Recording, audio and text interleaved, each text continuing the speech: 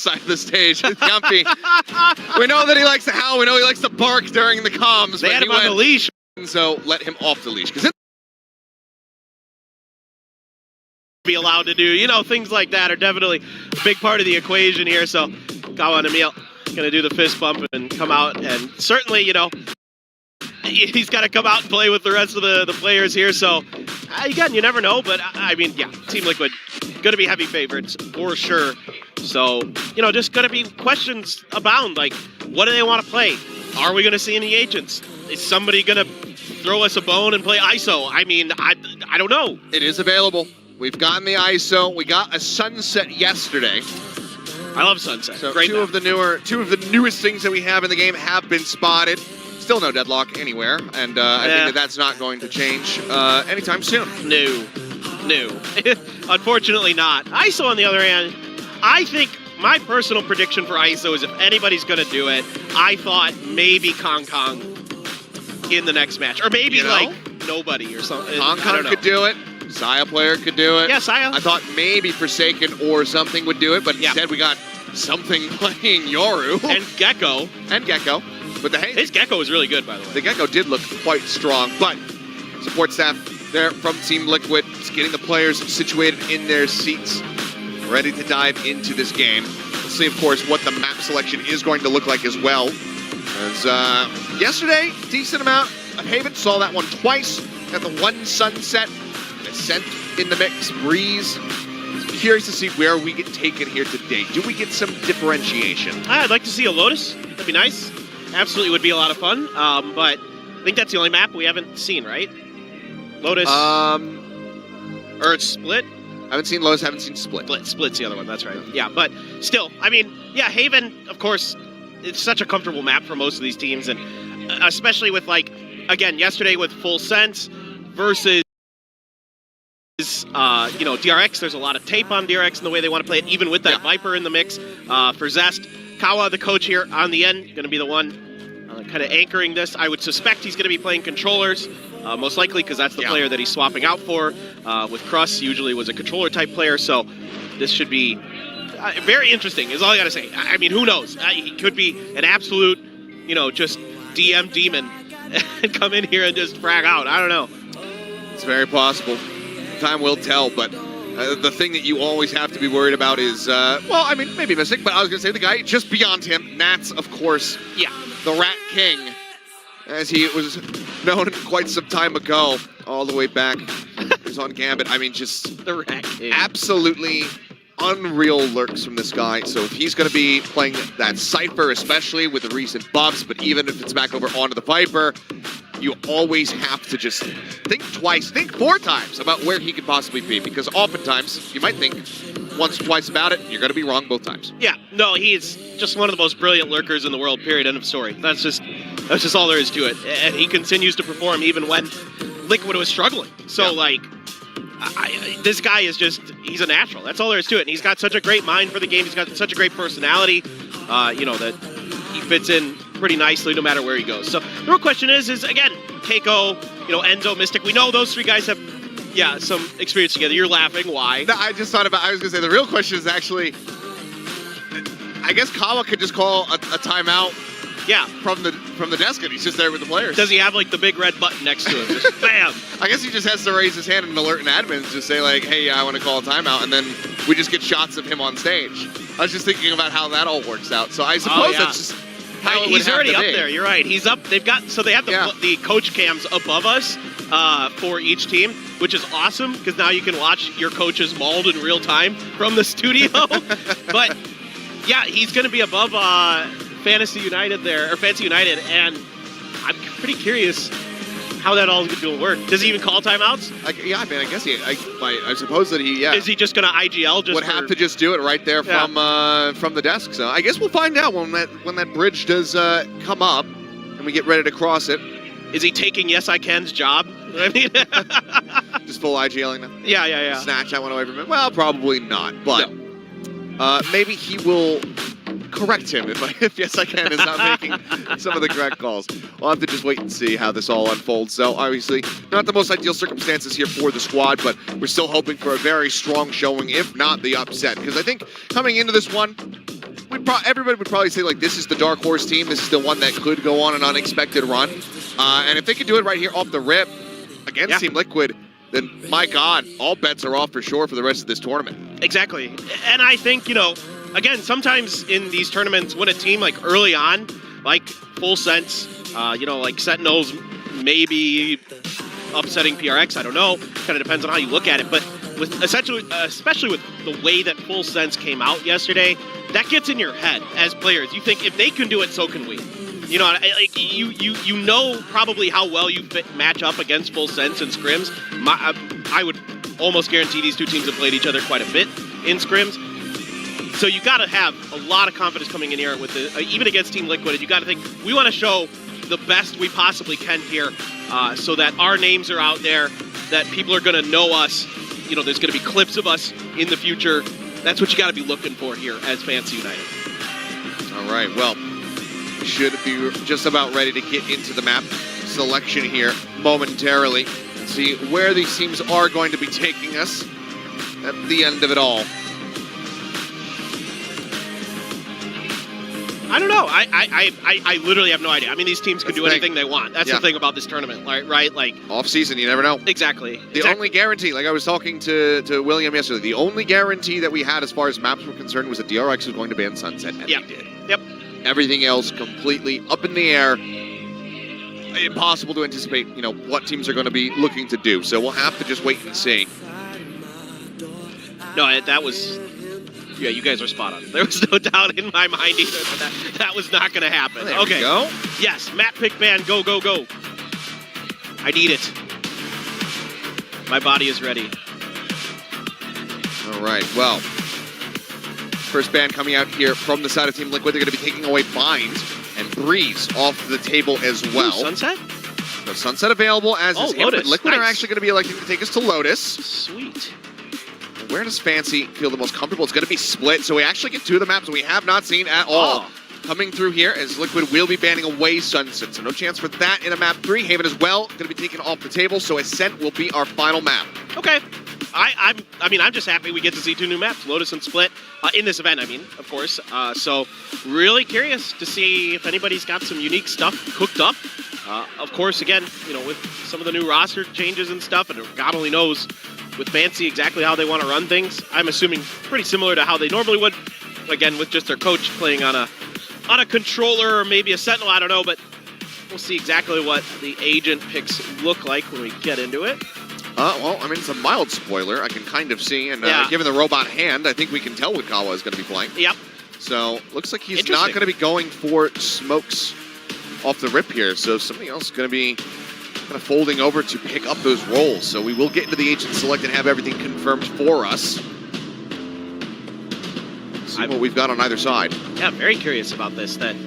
A lot of times... Okay, he's going for the breach. Yeah. So he is on that, and then it's going to be Yes I Can on the Omen and Fisio on the Viper. Okay, that makes some sense. Yes I Can, a lot of times likes initiators, but in this case, Omen's kind of a pseudo-initiator in a way, so makes quite a bit of sense. Nat's on the Killjoy. Yeah, but very different compositions here. So it's the Killjoy versus the Cypher. I don't necessarily disagree with that because Killjoy on this map, very similar to Haven, so much value can be found from those lockdown ultimates. So he's sticking with that, but it's also Enzo going over for the Sova. So solo smokes from Mystic, no Viper to speak of. So when it comes down to that map control, it's a lot more difficult to grab if you're Team Liquid. Is this pretty similar to kind of what Team Secret used to do? Yes. Yeah. Okay, we get to see it again. Just in case you were unsure, it is one more time. Nothing changed, right? I don't believe so. We didn't get baited or anything. Maybe we had the defending attacker side swapped on the graphics, so maybe that was what was fixed. I'm not sure. Either way, here it is one more time. Well, so think theory crafting the comp differences, right? I think the Killjoy gives you a little bit more map presence, especially on the defender side, than a Cypher in a way. The Cypher quite good at locking down one site, like Will was talking about this a lot yesterday, especially with the new buffs and stuff like that. But the Killjoy, you could spread yourself a little bit more. You can throw a nano, on the opposite end of the map and try to cover an entrance or a site that way, things like that. Alrighty, well, it is time to kick off the action here at AVL Day 2. Fancy United going up against Team Liquid. Coach subbed in. Let's see what damage this Vietnamese squad can do.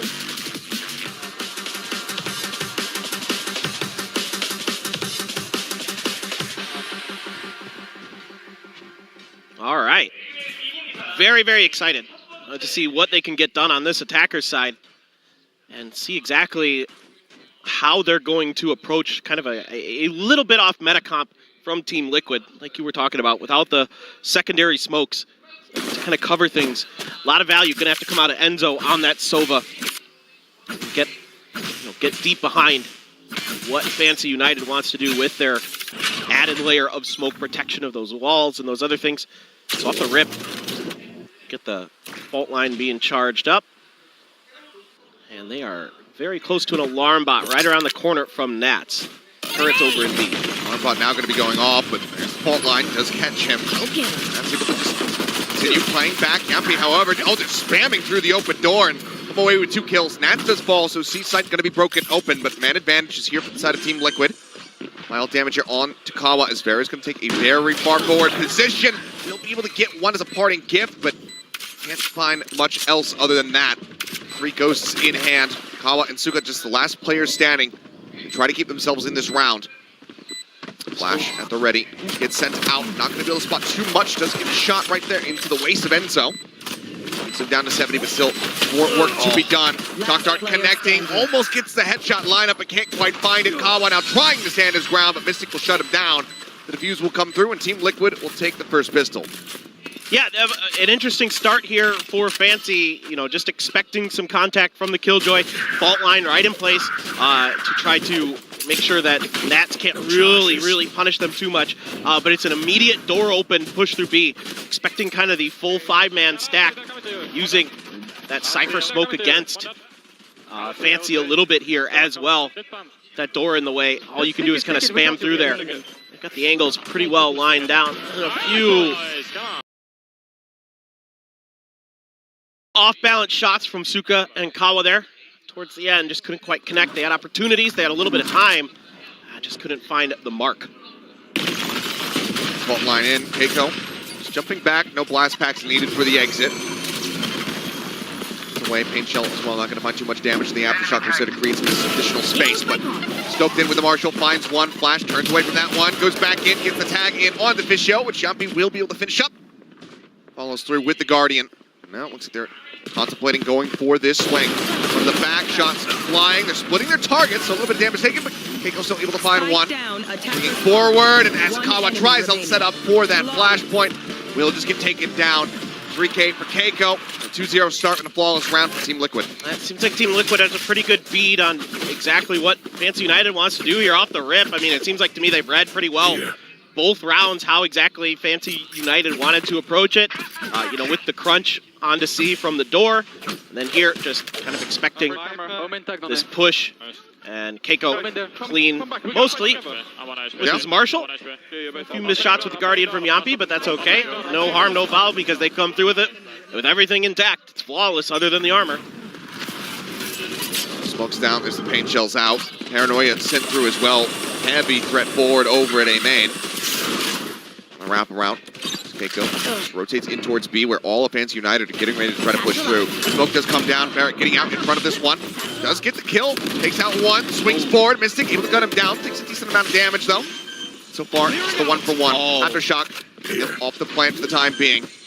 Now have to relocate. And so sending out the shock darts, looking for some damage. Mystic again, going to be finding another elimination. Takes him out, gets himself a third before falling. This leaves just Vistio on his lonesome as Yampy picking up the Marshall. Finds a nice headshot. Vistio holding up onto the high ground. They just double swing onto him. Something more that he can do. 2 weapon upgrades here for the side of Team Liquid, and a 3-0 start as they convert the bonus. Crosshair placement just a little bit off there for Vistio, but really just great reactions here by Team Liquid with their utility. Yampy right on point there with the aftershock to make sure that the plant takes a little bit longer, that they're able to get more forces in place, and just a little bit cleaner with their shooting. Quite frankly, as you kind of expect, good paranoia to open things up there from Kawa to set up the initial push. But off the back of that, I mean, just phenomenal stuff there. That flash not really connecting as much as they would like. Yeah, great turn from Mystic. Yep. just dodging out on that one. But I mean, already just fast gameplay coming in from the side of Fancy United, but even faster responses from Team Liquid. Everybody corralling around that B site. And now Keiko, he's going to be taking the operator into his hands. Raised with an op, man after my own heart. I'm really excited for this because Keiko looked pretty good with that Marshall, so it shouldn't be too far off the mark there. And so, a little bit more of a dishonest player going for the Odin on the opposite side of the map. There's a swing in, Kawa peeking. It's blown out of the water. Yuppie as well finds Vera lurking over outside of B. And already with the force up here from Fancy, this is not looking great. Yeah, a lot to be done. Toxic screen over onto C, but ahead of it. This is such with the op. Yeah, this is just, just mean. I hate this guy. Yep. No, that angle right there is one of the most annoying because it just takes that little pixel out of place and you can spam right through it. Yep, just a double corner wall bang.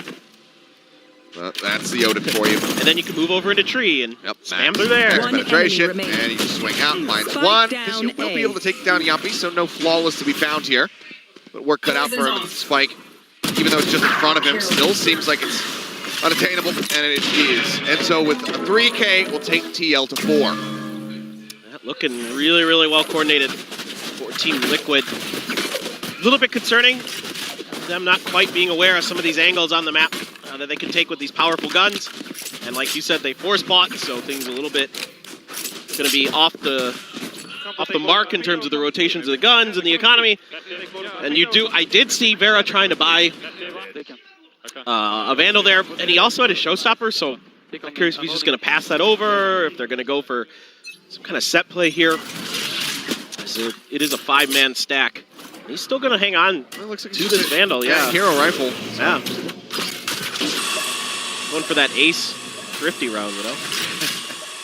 Trying to give a little bit of extra firepower into this one. Push forward. Okay, Enzo going to be taken down. Paint shells bite into the back. Now the Showstopper going to be coming through. Wrapping around towards the spawn. Not going to see much of anything, though. Does get a little bit of damage down on the Nats. Gets tagged up by that, but not going to be eliminated. But this looks like the best opportunity here for Fancy thus far, even though it's in the Thrifty. The Odin has been recovered. Flash going out. Nats swinging. Just managed to find one, but Yuppie gets rid of that Odin. Oh, no. Keiko looking for a Tony. No, Suka with a headshot. Takes him down, missing now, revealed, and yes, I can. He will finish him off, and of all rounds, it is in fact the hero rifle that helps break things open and gets Fancy on the board. Yeah, I mean, not only is the opening shot phenomenal, there's a great response with the utility from Fancy to make sure that site's clear. Use that Showstopper to push space, make sure that there's no response with utility. We saw that be a problem earlier on this site for Fancy United. That is disgusting. Absolutely nasty. By the way, the fact that Nats got a headshot right as he was getting flashed in there as well, pretty dumb. But that's just Nats for you. Not too surprising. But it's the response here from Fancy, like recognizing some of the problems that happened earlier when they tried to go B, and they're able to use their utility to push Team Liquid back so those same problems don't happen, at least not as quickly, and they're able to really capitalize. Got the tag onto one, but quick TP away from Yes I Can. Manages to dodge that second and fatal shot from the Hunter's Fury. We'll start this round off, though. 45 health. That's now backing away. Operator likely revealed as the dart went through. Get that little silhouette, so they should know that there's going to be one in play over towards C. Trying to decide how I feel about Fissio's toxic screen here. Because, yes, it gives you a little bit more like entry to the sites and things like that, but post-plant, I guess with the added layer of smokes that Team Liquid doesn't have compared to you, yeah, I guess I could see this being pretty viable, because then you can use your toxic screen and your Omen smokes to make sure that your post plants are a little bit safer. Okay. They are going to send this. Okay, Rolling Thunder crashing across, catches onto multiple players. Just Yote responding. Just like Keiko tried on the raises so far, but the rest of the team starts falling down. Fisio and Kawa both eliminated. Yes, I can. Sending up the smoke just to be able to recover the spike. He's getting word here from Zuka, who's saying, look, I'm creeping forward into the C site. It looks like it's open. But already Liquid getting a read on this. They've started corralling around this position, so this is going to take some big heroics to try to get this back into their favor. But with Zuka falling, Yes, I Can still at 45 HP. It doesn't look likely. And there you have it. Odin's still in play. Spam through the wall. And that'll be Team Liquid not allowing for Fancy United to get themselves a second round. I mean, Team Liquid just a step ahead of Fancy United the whole way through. They just pin them in, keep them from getting anywhere they really wanted to go. And then when they use the ult, of course, the ult, from Yampi, very, very good. But then when Kawa uses his ult, comes back to the site, Enzo's way ahead of where anybody expected him to be. And that's just, once Suka is dead, it's pretty much GG because they're coming from a bunch of different angles. So, nice try from Fancy, but Team Liquid, again, has really good reads on what Fancy wants to do right now. And this toxic screen, a little bit more on the normal side of things, but it is pretty kind of more towards the western side of the map shifted than normal. So very hefty stacks here from both sides. Here's Mystic around the corner, catches Yes I Can jumping on the side, trying to send up Paranoia, you would think. 2 for 2 so far, though, as Fisio is able to trade one back. Drone, try and scout, managing to spot at least 2 there. Enzo for now, just gonna sat, ready to spam across. Yeah, now you gotta rethink this as Fancy United, trying to push through with that Odin there. Okay, well you do have the ult though, so now you've got the positioning of all of these players, and they immediately rotate away from it. So the confirmation for sure, using the Cypher ult, pretty good. And it seems like they're gonna gamble a little bit here on the B. Just the alarm bot for the presence of Team Liquid. No other players there just yet, but should be able to respond fairly quickly. They can start getting corralled into position. Aftershock is at the ready, but Yampi, the operator, he's not really getting enough spot to actually try to set this one up. Shot goes out, nothing found. Shock to try to buy some space. Nats needed to clear the tripwire, and he does. Suka's creeping forward. Kawa going to be taken down. Suka forward here, inside of the pit, just trying to lurk, trying to not get caught, but the spam continues to graze him. Now take it down to 31 HP, push up into the smoke. Somehow Enzo still wins that trade. Able to get the weapon out in time, and now Fisio has been fished out. The fuse will come through, and Team Liquid will continue on their merry way, now up 6-1. Now that was, again, Team Liquid so smart with their utility placement and usage to clear space inside of that Viper's pit. The Aftershock, the shock darts, everything like where it needs to be. And then Nats is just, he reads Fisio's movement here so well. Yeah, Fisio gets the first kill. Then Nats doesn't see him, and Nats is like, oh, you step to the side. I know that that's about the only angle you can go to. Reads it perfectly. And gets the final one, just waiting for him to come back in. And hard to out-rat the Rat King. Certainly that is a throw that is a tough one to take. Yeah. Absolutely is. Keiko once again, though. Operator in hand, backing away, and the timing on it, pretty damn good. Here's that little jump peek, though. Some paint shells primed and ready to swing out. Ooh, just over top of the head there of Vera, unable to find the kill. Wants to lead the way, but instead we'll think better of it. They get a lot of that ancient utility out, in fact. Nanoswarms going to be burned. Yeah, I like the backpedaling here from Fancy, recognizing that was going to be a lot of Team Liquid quickly responding to their rotation. So now they're starting off that alarm bot. Yeah, couldn't quite find it, but in general, I like what Fancy's doing now. They're starting to spread the map a little bit more. They're recognizing that Team Liquid is rotating very quickly to these hits and responding too quickly to these hits. So now they got to start buying time and buying utility, getting burnt out of Team Liquid. And there you go. Now that alarm bot cleared, but unfortunately, it's going to make it a little bit easier for Liquid to get into position. All right, well, spike now planted, full 5 members. No one taking any damage from Kawa there with a ghost, however. Oh, Suka's lurk.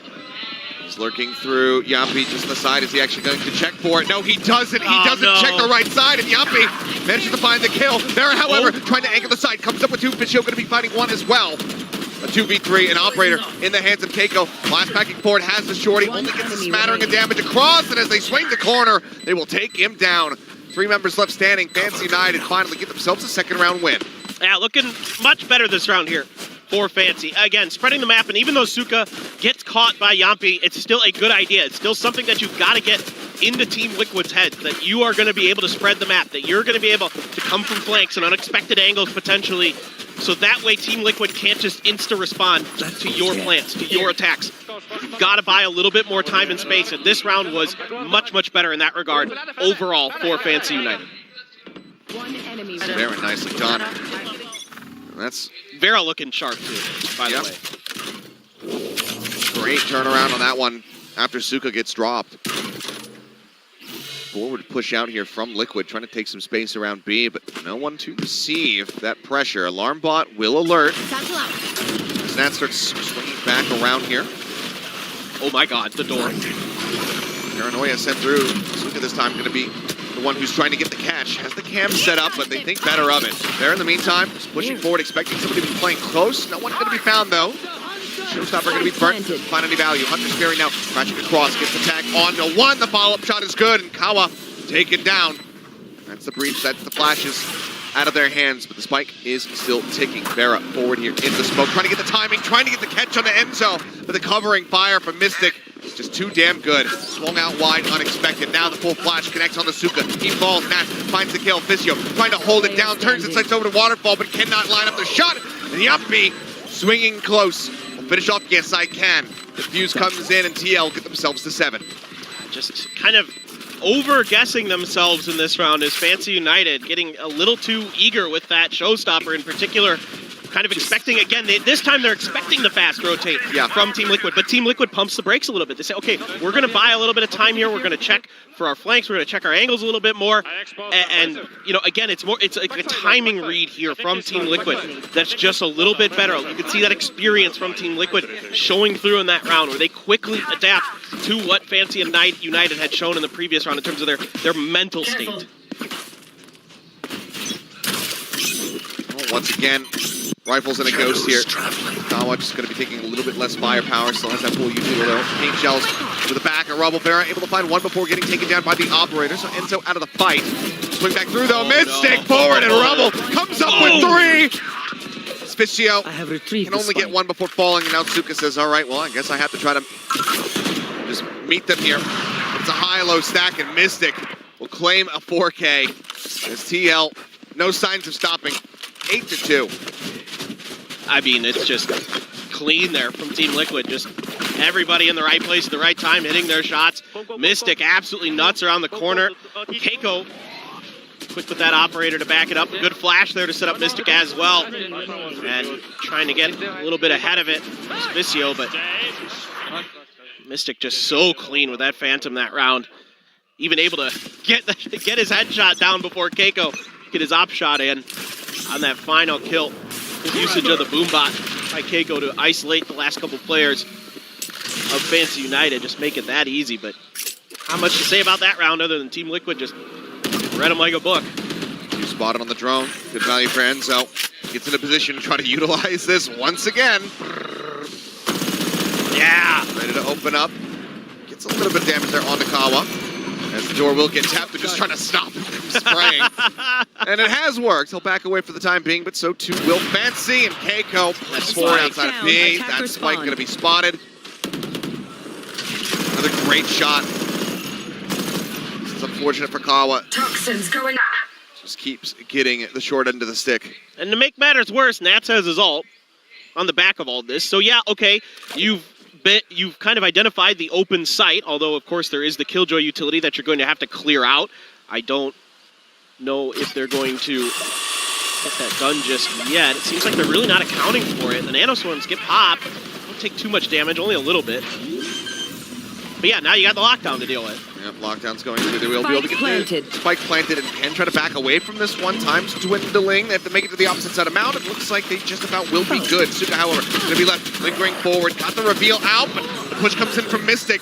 Stepping to him and takes him down. Keiko in the meantime also finds Yes I Can. Door getting tapped. Yumpy just drawing attention. Vera able to find one, but then Keiko finds the elimination. And Fisio, he gets one, but the paint shell's lined up. The Viper's too low. A 4K here for the race. And Team Liquid now on pace to go 10-2 in the half. And you gotta like what you're seeing here from Liquid. It's really good discipline. It's really good understanding of their space that's left open by the lockdown. And it's a flash and a push on the back of it to make sure that Suka can't really do much from the backside there. You can see he gets caught by the flash from Yampi, just barely in there, or the stun, one of the two. And it's just really, really well coordinated. Good reactions from Liquid. The setups from Nats are really good. So far, I haven't seen Fancy United really be able to track and identify and eliminate the Killjoy utility on a consistent basis as well. That's another big problem for them right now is Nats is constantly changing up where this utility is going, how it's being placed, how it's being used, and that's giving them a lot of fits in the early part of the round, and it's giving Team Liquid a ton of information and a ton of ability to dictate the pace of this game. Drone not going to be seeing much there for Enzo. So he's going to start swinging away off this A site. Fancy have started to drift into this direction. It's a bit of a misread here from the side of Team Liquid. Fancy ought to be able to just get themselves a free play perhaps, but now we do see Nats getting into position here over at stairs, operator in hand. The smoke keeping his vision blocked off. Watching for a close cross. Tap onto the door. Look at this setup. He's got a nano right there. Turret around the corner if they pivot into B. Gonna use the Rolling Thunder though, so A looks to be the hit. It is the hit, but the counter Rolling Thunder comes through the Showstopper's hair as well. Keiko sends it out, but Vera still managing to trade it one back. It's the first elimination. HP bar is so very low. Yes, I can. Suka Vera all tagged up. The kills are still being found. Yuppie, the last one standing cannot get it done. It's going to be a 9-3 half as Fancy United are able to deny that 10-2 scoreline away, but there is so much work to be done. And that was Liquid winning from the defending side. Yeah. No, it was really good stuff overall from Liquid. Again, really controlling the pace. The retakes almost always effective. This was one of the few that wasn't. And a lot of this is Fancy United, I think, having a pretty good idea of Liquid's ult situation there with the Showstopper, with the Rolling Thunders. And they're able to back up just enough that they don't take catastrophic damage from it. Vera there good with his shot. Yes, I can. Finally coming alive a bit. And they find that very, very crucial third round win. But of course, now them going over to the defender side, you know, can they replicate what Team Liquid was able to do? That's a tough task because Team Liquid looked really good. Yes, they absolutely do. 9-3. I mean, we saw a run back yesterday from DRX. Yes. They were able to make it happen, but that's DRX. Yes, given the difference that we're seeing right now, how fired up Liquid are, and this being their map pick, and them winning 9-3, starting on the defending half. There's not much hope right now here for the side of Fancy, but they need to light a fire under their rears right now during the last 25 seconds of this break and come out swinging here in this next pistol. Yeah, I mean, and again, something that we talked about at the beginning of this map that continues to be a big question in my mind. We saw a lot of impact from Nats with his utility, with the ability to control, again, the tempo and the information game so nicely there on that defender side. Now with Suka on that Cypher, a big question for me, is he going to be able to have some impact in that regard as well? Again, it's very difficult to match Nats, you know, one of the best, if not the best in the world at that kind of thing. But, you know, using that Cypher, you know, are you going to be able to mix up the trap wires? Are you going to be able to really make sure that the cams are in good spots, that your smokes are going to be well placed as well? Because those Cypher cages really can be very difficult to deal with on certain sites, like on C. There's a lot of funky angles, a lot of one-ways you can actually create if you're very clever with them. So that's just a big question for me. But right now he's over onto A. Trapwire is just going to be right towards the entrance to the A site. And there's the camera all the way over onto the other side on C. Okay, opening volley, not finding much here. Keiko just staying tucked away. The smoke comes out. Across and has managed to elude the spray. Nats distracted by the trapwire. Suka swings out, spots him staring at it, and manages to take him down. There you go. Good early kill here for the side of Fancy. Yeah, man, that's a really nice play there off your own utility. So Suka, so far, checking some boxes here that I wanted to see, and that's really impressive. Now, the thing is Fancy's over-reading into Nats' positioning here. They over-rotated.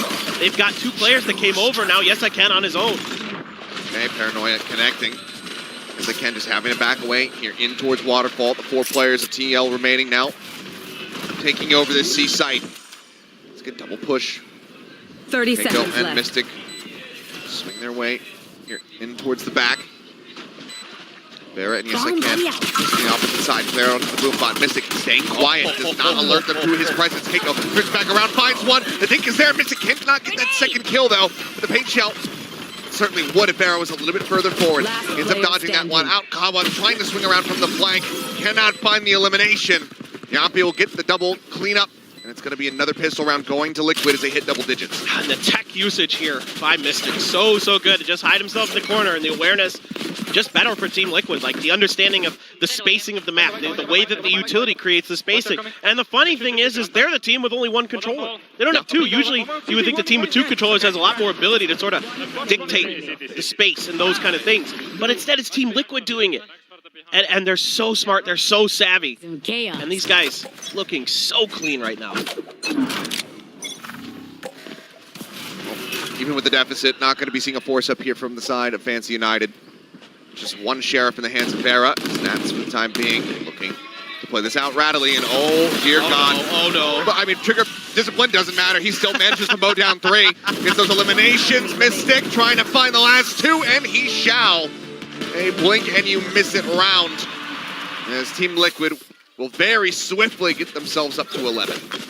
Well, I mean, now let's see if Team Liquid can convert another bonus like we saw on their defender's side.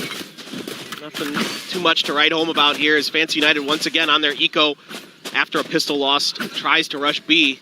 Did it on both sides of the map and didn't go good either time. Team Liquid seems to have a very good read on some of the tendencies of Kawa and of Fancy United right now. But who knows, maybe we get a few more rounds, get a little bit of confidence flowing before the end of the map potentially for Fancy United, and you never know, miracles happen, but right now, hard to envision a world where Team Liquid isn't coming through with the map W. Okay, well, Yampi gonna be taken out. A kill found there as Vct now getting pressured out, down 17, but he actually manages to get both Mystic and Nats to get taken down. There's the reveal of the trapwire. Suka catches Keiko, and then it gets Enzo as well, completely turned around, uncertain of where they're going to be coming from. A flawless round here to stop the bonus conversion from coming through. Fancy will get themselves a 4. And Vct there was extremely weak on those last 2 kills. 19 HP, 17 HP. Yeah, it was in the teens, that's for sure. Unbelievable stuff. 17, yeah, vulnerability. They just walk right across that. He's the manager for Team Liquid, 17, so I guess there's some level of irony there. But anyway, I mean, just, yeah, clean. Of course it is, you know, going up against the bonus, and that's an expected result, but the fact that it's flawless is huge. Yeah, build up a bank. Exactly. Now they're looking to get aggressive. A 3-man push coming out from A. Nats here.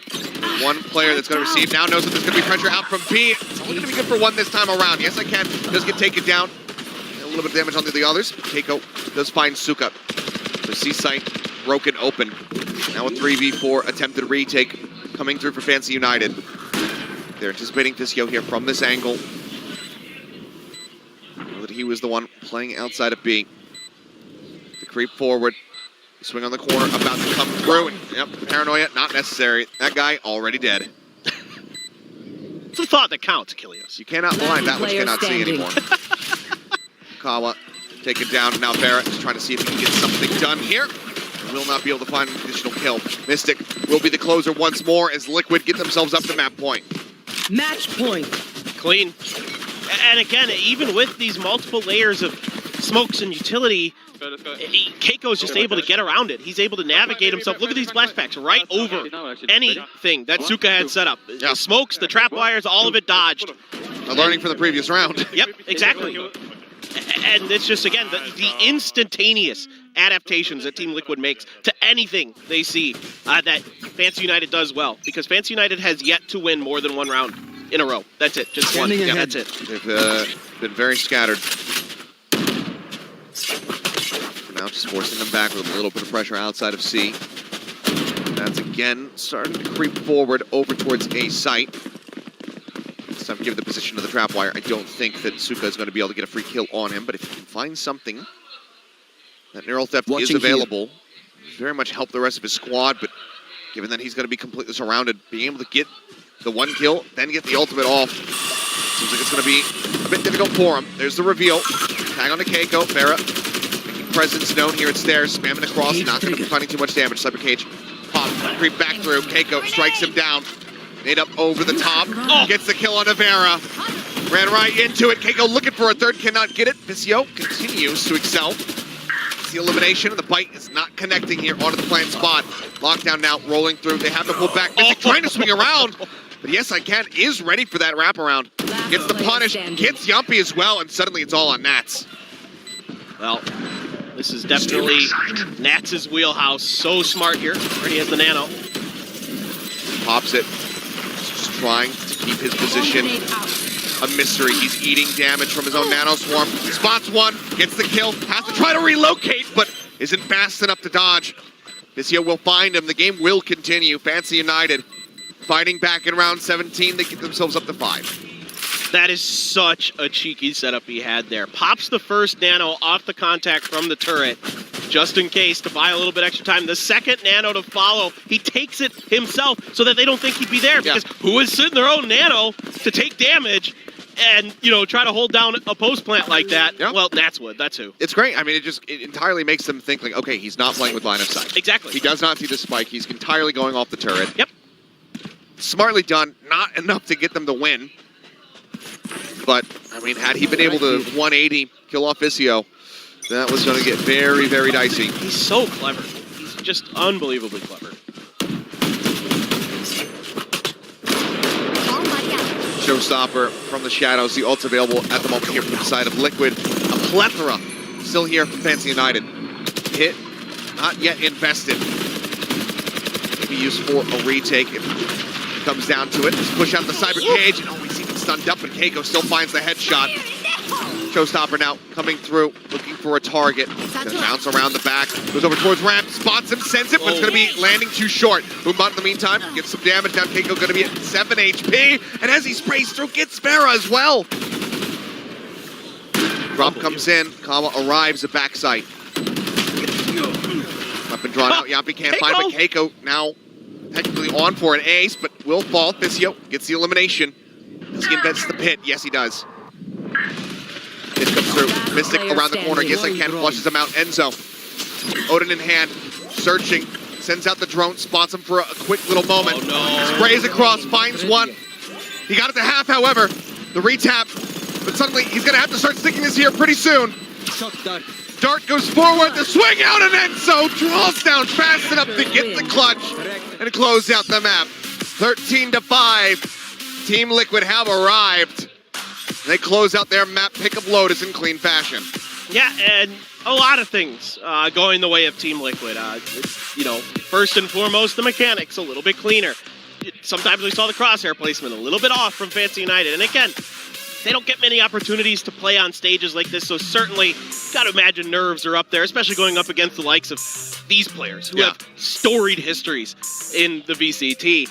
But other things like tech utilization and round-around adaptations certainly going the way of Team Liquid, as, again, Fancy United never able to win 2 rounds in a row. It was only one and done each time.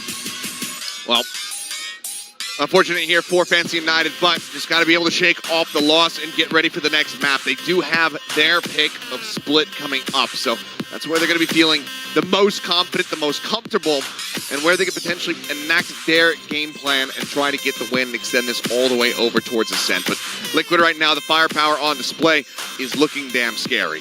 No doubt. Keiko in particular, impressed. Had so many impactful rounds, clean with both the Marshal and the Operator.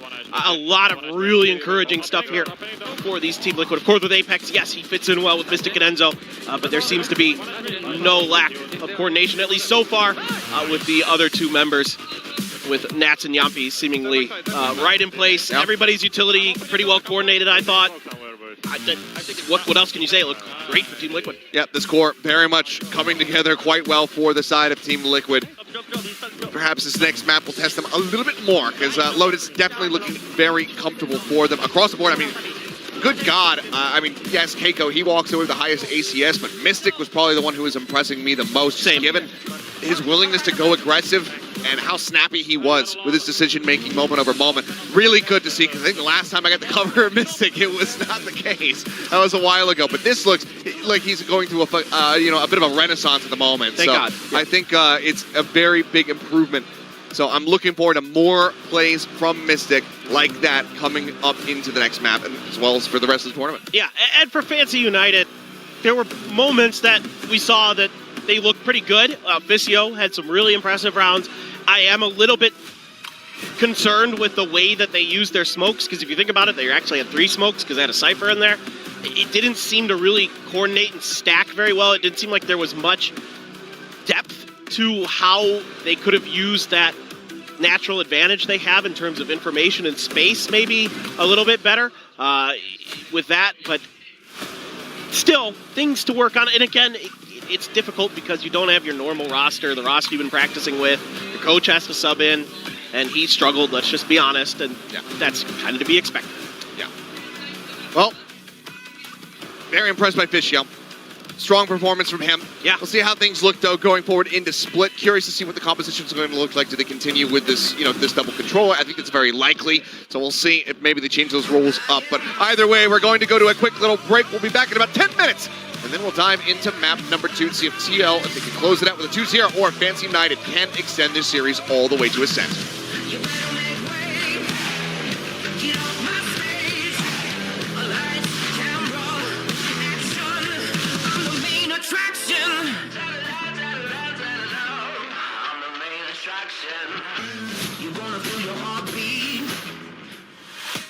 Space, but scoped in with the Marshall, finds the back, shots flying, they're splitting their targets, so a little bit of damage taken, but Keiko's still able to find one. Moving forward, and as Kawa tries to set up his honest player, going for the Oda from the opposite map, there's a swing in Kawa.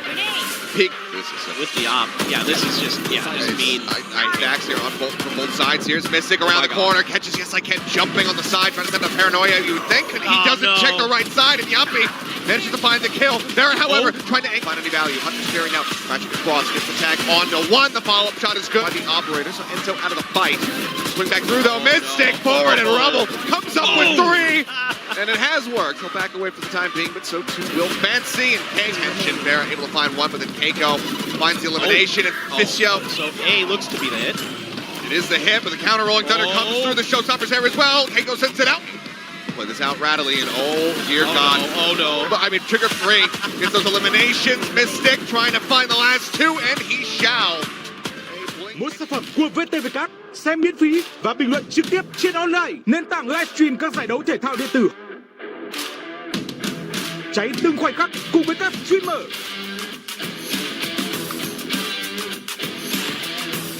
Xem livestream vui hơn, tranh luận kịch tính hơn, thách đố dinh qua khủng. Online, nền tảng livestream tương tác bản quyền. Xem ngay tại online.vn hoặc tải ứng dụng trên App Store và Google Play. 나를 부르는 수많은 단어들. 페이커? 불사대마 데빌력. 하지만 나를 가장 기쁘게 하는 건 상혁이야! 팬들과 소통할 때 나는 살아있음을 느낀다. 혹시 나랑 1대1 가는? 피지컬은 나쁘지 않는데 운영이 좀 아쉽네.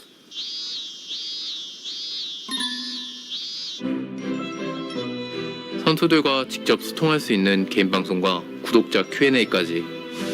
아프리카 TV 팀 페이지. 사람들은 말한다. 이번 영상 무조건 싸워야 돼. 집중해보자. 프로게이머는 피지컬이 전부라고.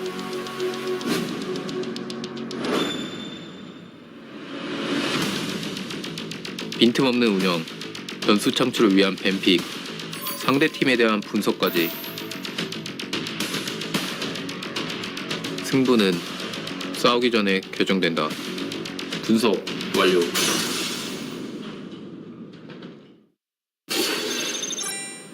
상혁이 형, 예측, 실패. 미친 몰입감과 다양한 경품까지. 아프리카 TV 승부 예측 서비스.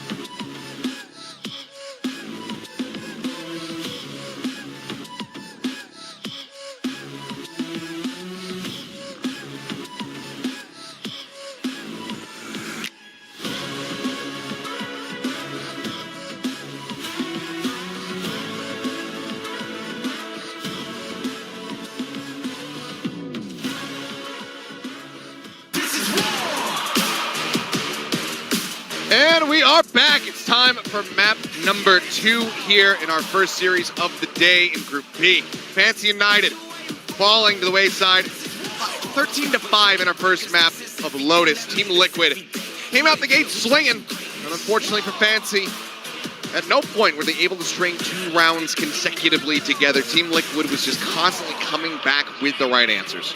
Yeah, it looked really, really strong for Team Liquid. It may be in some ways as expected, but you know, there were a lot of really, really good things to hang your hat on there. But even still, we had an opportunity to walk through the player room real quick, and Emil was still pretty on them. He wanted to see a little bit cleaner things out of them. So certainly, Team Liquid maybe not as perfect as they'd like to be. Of course, I get it. It's early though, so still a lot of really encouraging signs for Liquid, and it, it's more than just Nats or something like that they're used to. I mean, Keiko, Enzo, Mystic coming in here as this 3-man, still looking like they've, still got what they had with Apex. No problem here on Team Liquid as well. Yeah, none whatsoever. I mean, everybody taking part, everybody having their moment in the spotlight there from Team Liquid. Some solid plays from Yappy as well there on the breach. And Nats with the Killjoy, just doing Nats things. But now we get ready to move into Split. The map picked for the side of Fantasy United to see whether or not they're going to be able to rally back, give us a stronger performance, if not a map victory, to try to extend this all the way towards Ascent, which would be our decider map here in this best-of-3 series. But as you can see, Nats, known the whole world over, he was one of the players that very much shattered the hopes and dreams of the Korean fans years ago when his Viper plays on Bind absolutely beat the ever-loving hell out of the likes of Vision Strikers. And, I remember that now. He picked up some fans during that time, and as you can see, they are out here in droves to show their support. No doubt. One of the fans wants to see Nats in Radiant, and, I would too. He's here in Korea. It would be fun to see him play on the server, watch him go up against the best that we have to offer in our region, which, they're pretty good, but he's, like we've said, he's on another level sometimes, so. I don't know how deep the ties actually go, but you would also suspect that Team Liquid just overall as an organization would have some decent ties to Korea, just given the history between them and the likes of StarCraft. Sure. One of the organizations that has just kind of supported that game for the longest time, and its affinity in South Korea, the birthplace of esports, back with the old Brood War tournaments. So maybe there's some Legacy fans kind of tied over even just from that connection. Either way, hard to say, but the fans are definitely being rewarded right now for showing up into the audience.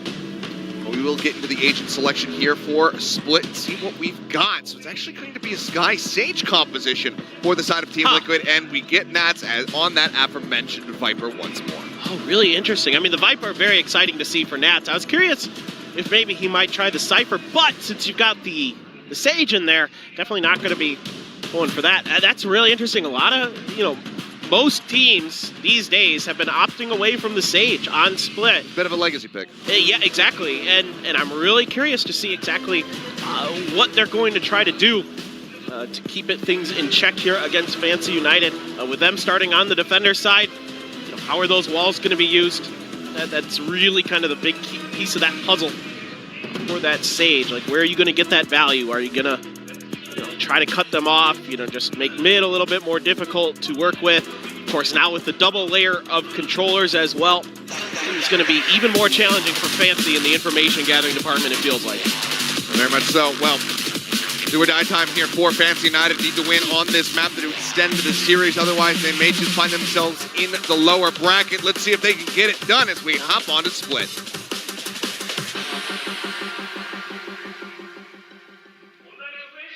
Suka, again, rough start on the Cypher in terms of overall score impact, and frankly, map impact as well, a little bit lacking at times.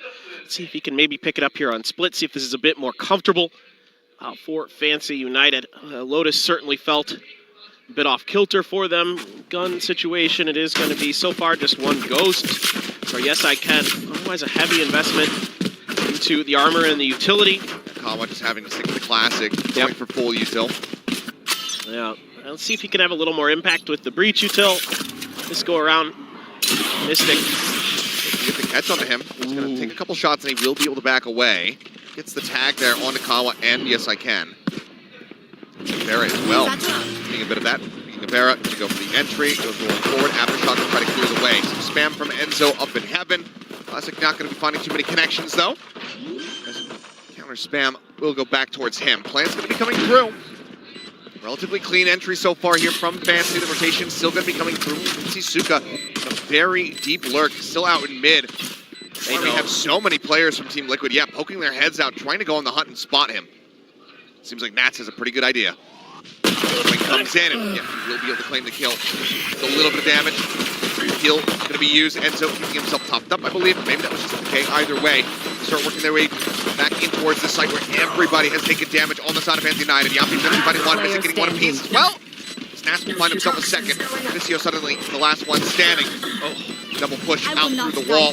Get themselves over onto the spike. Should have just enough time to go ahead and get this defuse off. It's going to be damn close, but they have it with 0.77 seconds remaining. Enzo even able to keep his wall through all of that. Gets the defuse as well, so pretty efficient round here from Team Liquid. Again, good reads here from Team Liquid. And I got to give Emil a lot of credit. He's got Team Liquid very well versed in what FCYVS United wants to do and how they want to do it. And that's, again, you can't out-rat the Rat King. He is just shutting Suka down on those flanks most of the time. This is just clean as you get. I mean, look at the coordination. Perfect. Everybody doing the right thing at the right time. What else can you ask for? I mean, even Mystic there off the rip sticks around just long enough in the Poison Cloud to do a little bit of damage to Fancy off third. He hit a couple players. Now you can just start spamming through here. Again, the angle's being read, yeah. And this is a force up here. The early damage is going to be quite nice here for the side of Team Liquid. But now Keiko blinded up, completely getting flashed out. Ends up falling. So a little bit of a better start. Looks like Ken's going to be keeping forward. Gets the swing out, looking for one. He's wary about this push out here from Heaven. Will find Enzo. The force buy is doing wonders for Fancy. That's now spotted. Know exactly where he's at. He's in a 1v3. Spike's still not playing because they have time to play with. You're now going to be going for it. Spike planted. Push up, spam continuing, and yes, I can. Will be able to shut it down. 3 members left standing. Upgrades over to the Bulldogs. Fancy United, what a way to turn this around. Now tied up 1-1. That's huge. Really catching him with just enough off guard. A good flash to set up Fisio there. And then yes, I can. With this tricky positioning underneath. Hits the headshot on the way down. Onto Enzo. That's the yes, I can we've been looking for here. 3 kills. Great stuff to start this. Catching Team Liquid. Just with their guard down enough that they're able to get through. But again, I was going to say it was good, good reads early from Team Liquid. That's just, sometimes the force buy catches you. You're just not quite ready to respond in time. Now, Team Liquid going to be pressuring for this orb. Going to use the hawk to check. No confirm on Asuka. He's got the camera to watch. Cage triggered. Flash is still in on the camera, so didn't manage to get the dart out. And Keiko, what a shot. He doesn't want to overstay, doesn't want to go for the gun at least quite yet, but they're not hearing anything else. No attempt at retaliation, so it seems like Liquid very quickly sussing out that he was playing alone and can get the kill, and now Yappy finds the headshot. No. Things are starting to spiral here for Fancy. Kawa will be able to drag it back a bit. It's a headshot, Paranoia flying through. Yes, again, has to pull back away, but Vera finds Enzo up on top of the rafters. Swing forward, Mystic rushing up with that frenzy, finds one, but Vera, the reply, takes him down before he can recover the weapon. Paint shell's going to be sent in, damage going to be found. Kawa in a bit of a rough spot, stays tucked and actually know the nade. It ends up missing as Vera will get himself a 4K, cleaning up the round and saving Fancy. Still, this is a really effective round for Team Liquid. Yes, they don't win it. Yes, they, for the first time, give up 2 rounds in a row to Fancy United. But they do a ton of damage, right? They find value out of the Sheriff, the Marshal, and a Frenzy. The one and done position for Mystic, he got what he needed. Vera has a nice finish and some energy in the comms there for Fancy United. You'd love to just push Liquid here. Make this a really competitive map. Who knows? Even get the win. I'm telling you, these guys certainly can do it. But it is no easy task. Liquid looks very, very dialed in. Let's see if this was enough of a curveball to maybe affect Liquid's mental. Right there. Kind of doubt it, if I'm being perfectly honest. That's the fight at the ready. He actually might have sent it out. I think he did, yeah. Yeah, doesn't have it anymore in the inventory, so he's kind of whiffing that one, so it's now going to be gone. Had to, I think, use it just in case Vera blast packs in there in front of him off the back of that fault line, so. Focus forward, missing again, going for the spam, and this time is going to be rewarded with a kill. Fisio taken down, and that is a high-value target to be found. In the meantime, Enzo also getting Vera dead there in the garage. Suka swinging out will be good for one, but Keiko quick on the reply. Trades it back. Gives Team Liquid a 4-2 advantage. And again, Team Liquid is reading Suka's movements and position so incredibly well. They've caught him every round, basically. Kind of been doing the same thing every round. Like, kind of, yeah. Other than the sewers on round 1, that was the only one that was different. But you're absolutely right. It's kind of very similar stuff. Yeah, his utility's been a little bit placed differently, but, again, Team Liquid able to read the timings a little bit better. Now, so them making the call to just stay put, try to save, kill anybody that you can find. Yep. So I know that the bank is still 10 very seconds weak here left. for the side of Team Liquid, so any additional value found would have been nice, but as the clock will tick away, Liquid also acknowledging how much cash they don't have, and they will just go ahead and sit back. So 2-2, Team Liquid. Some nice spam coming out there from Enzo as well as Mystic. Basically just wins them the round. And with Yes I Can getting cut off from the spike, he can't do anything tricky with his ult there, so he's kind of just left to sit down and hope somebody walks into his crosshairs. But yeah, Team Liquid too savvy for that, so bouncing right back is Team Liquid after the force buy loss into the follow-up. Both Omens sitting on their ults. 2 away for Yampi on the Seekers. I think just 1 away here for Vera. Yeah, on his showstopper. So let's see if they're going to make a play for this. 4-man push out of mid. Yeah. We're quite aggro here. Bite down into the cyber cage. Push their way up here into heaven. Balls can come through. The Nats needs some reinforcements here. The fight going to be sent down in towards Vent as well, as Nats is going to get cut off. Poison Orb sent his way. Trying to make sure that no one can come pushing up into heaven, at least quite yet. Meanwhile, Fisio watching, but he rotates off the vent. Smoke dissipates. He's making noise. Poison's too. off. He's making a hell of a lot of it. Makes his way back over here towards ramp. Has him covering fire from Yes I Can. Mystic in the meantime. Ready to go. Holding on Here. to that paranoia. Here. Poison orb emitting. Hasn't said it quite yet. There's the ping. Keiko trying to pull it out. Fisio ready to strike. It's the opening kill. Nats with the shorty in hand. Finds Vera pushing up into the smoke. Yampi does very much the same. They find 2 kills apiece. And advantage once again going to be in their hands. Yes I Can going to be blinded out. And that paranoia, and Kawa left on his lonesome in backside gets taken down. Now it's the double approach here from heaven to try to stop this defuse from coming through, but it's already rolling. They're just sticking to this one. Yes I Can needs to swing in, but he doesn't get the right target. So very low. Nats at 5 HP, but he will survive the round, and Liquid will regain a lead. I want to give Fancy some credit in this round because I saw some really good things here in terms of their utility coordination. The way that Fisio uses the toxic screen to keep the Trailblazer from not only identifying his position, but also the position of Suka's camera, allows them to get that spot onto Keiko and get that kill.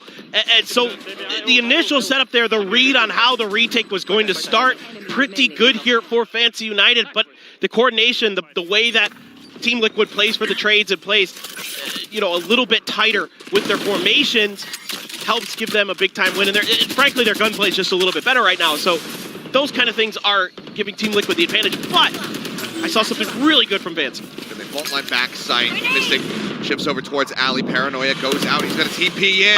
Managing to get right in behind him, and he strikes, and no one is there to try to cover. Turns from the flash. Push up. And he ready to come through the smoke. Oh my Spam from Nats finds one. Now it's going to be a TP in the backside from Yes I Can. Gets himself up on the box. Nats aware of it though. Gets rid of him. They spot Kawa right before the smoke blooms. They strike him down. The spike stranded right here inside of Garage. With 4 rather, stacked up here. It looks like they want to try to challenge for this one. Can he get the 1-for-1? For a second, I thought maybe the isolation was going to be possible, but Nat says no, swings back in, takes him down, and Team Liquid will now move up to 4. And Fancy trying to change the pace up a little bit here, trying to get ahead of some of the problems they've had at that B main entrance where Mystic will just spam it down through the smokes. Doesn't matter what smokes are there, he'll just spam it through. And he's been finding a lot of value on that. Instead, he just bamboozles them. Just gives them the old trade, just in the back. And it's just hard to deal with for Fancy. They're just getting out-read. Every time they try to throw something a little bit different, it's something a little bit new. There's an even better response from Liquid. Hey, should have spotted it. Nats, but knows that rocket is not going to be a reliable lineup, so we'll send it over towards heaven. Poison's off. Nats will go ahead and just watch it glide past. Welcome to my Poison world. damage pit now going to be invested here on the ramp from Spike Fisio wants to planted. make this side of the map completely unassailable. Of course, seems like we try to approach, potentially from heaven, if not strange. Keiko spamming through, trying to find this Viper. They take him so low, 5 HP remaining on him. Keiko going to be struck down. Yes I Can, finding the kill. Spam continues. Fisio gets Nats. Enzo dead. Mystic with the classic drawn out. Will be able to find one, but Fisio still stands tall.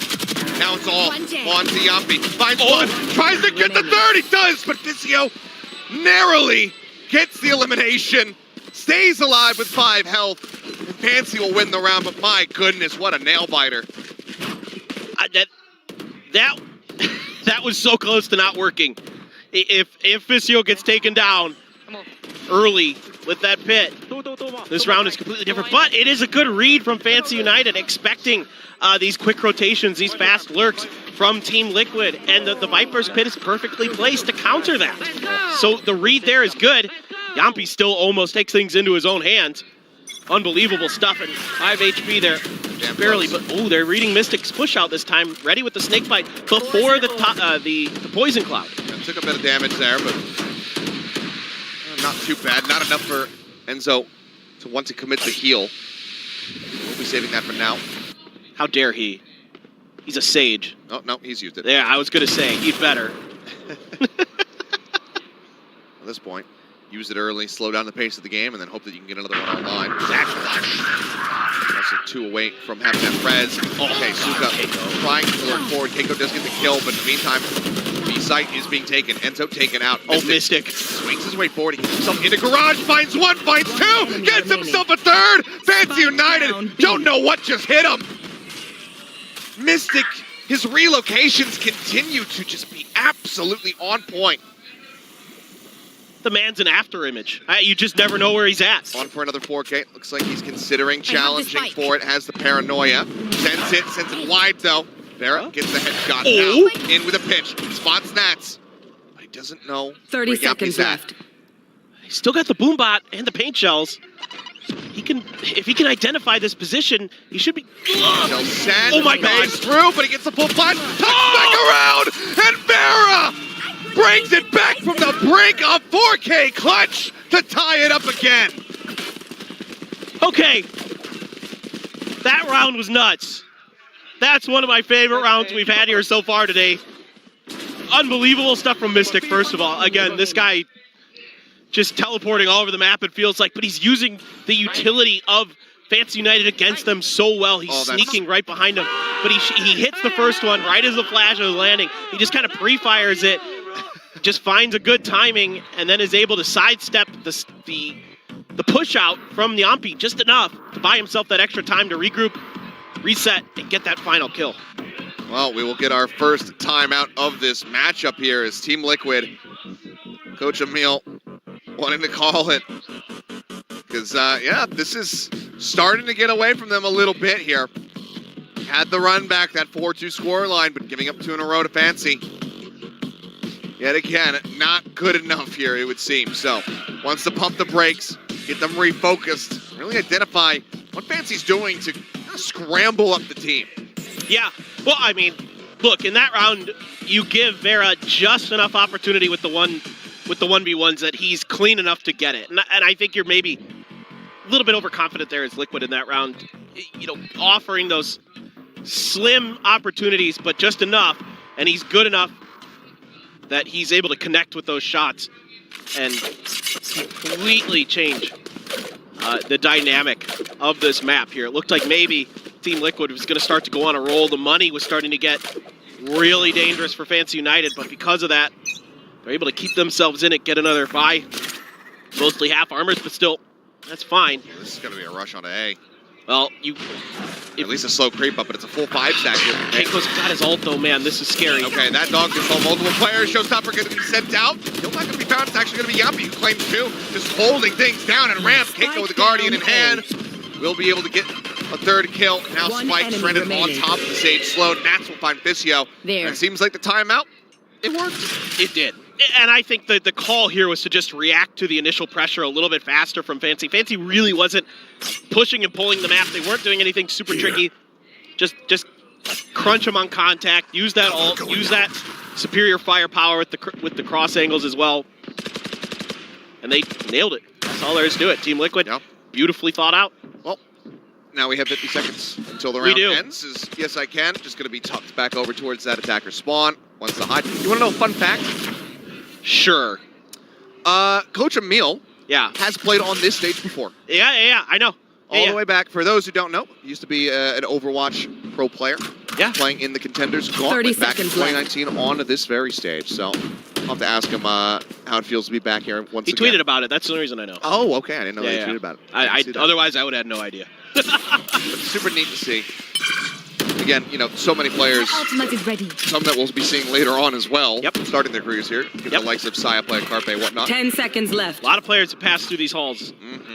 Legendary venue. Legendary. That tournament didn't go that well for Emil, though. So hopefully this one is a bit better because I think they finished in 7th, 8th. I feel like a lot of foreigners have had a tough time in this venue. Let's just be honest. I'll say it that There's way. been a couple teams that have made it work. Up until Valorant. Valorant's been a different story. Hey, whoa, Apex Season 1. That was Envy. That's true. That's true. Envy were our champions. Anyway, we'll get ready and refocus going into round 10. Is Liquid able to just bleed out the timer off the back of that timeout?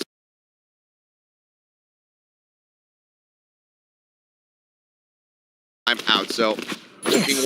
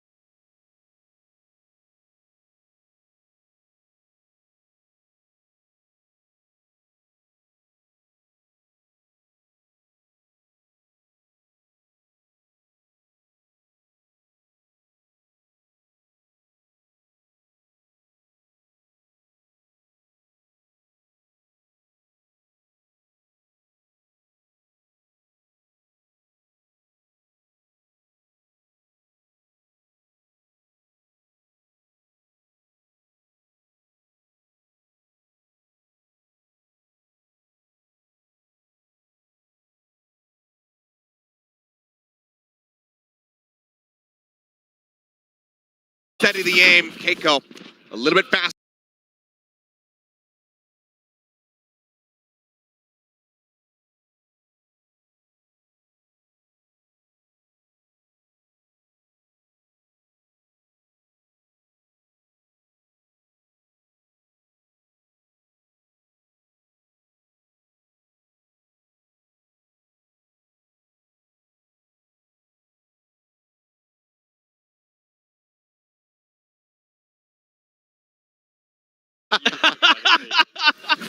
That's right. Ham it up, Emil. We stand a happy Emil. Yes, I prefer Happy Emil. All right, well, mildly disjointed here. Still flying down. Suka only at 800 credits remaining. Has that sheriff in hand. Showstopper now going to be coming through, but Keiko just finding the kill. That's full flash, but he drops down, swings. They were vulnerable, but he couldn't quite line it up. Suka gets the kill, gets a gun. Now they're the only ones remaining. They still commit the Nero theft into the round. Dog goes forward, gets the stun, the swing in, the kill found. They spot Kawa, and Keiko stays still and lets him walk right into the crosshair. Liquid with another quick Last cleanup, round before the switch. and now potentially getting themselves an 8-4 half. I mean, it's just easy for Team Liquid to read in some of these rounds. The sprays are right on the timing that Fancy United is moving. I mean, no smokes, boys. as soon as the ults are popped here, like, it's Liquid getting ahead of them. They get ahead of the Showstopper. Nats puts himself in that corner. He's able to take Vera down. The neural, what's that? There's Yampi barking. Yes, it was it was only a matter of time before he came off the chain. Oh, that's good though. Okay, the entry for Vera. Catching Enzo before the stun can expire. Does take him down. And shells over towards Alley. The swing in, runs out of bullets. Tries to draw out, but it's actually Yes I Can backing him up. Comes up with the kills. Keeps Vera alive, down to 8 HP. Suddenly, Yampi and Keiko, the last one's alive. Fancy, very much hungry for the 7-5 scoreline. Planted. Well, if you just keep W King at him enough, if you get the utility off the rip. open things up for yourselves. Eventually That doesn't work. shells can kill. I know. Keiko, or Vera rather. Last player Not going to be able to get standing. away from it, but it's only going to be that 1-for-1, and Yumpy spotted exiting out of alley. So a thrifty to close out the half. Fancy United Switching sides. giving themselves an opportunity, 7-5. Not bad at all as they get ready to go on the defense. Yeah. I mean, again, you catch Enzo off the rip there. Things just immediately fall apart off the back of this great fault line. Good last pack. Again, more Yes,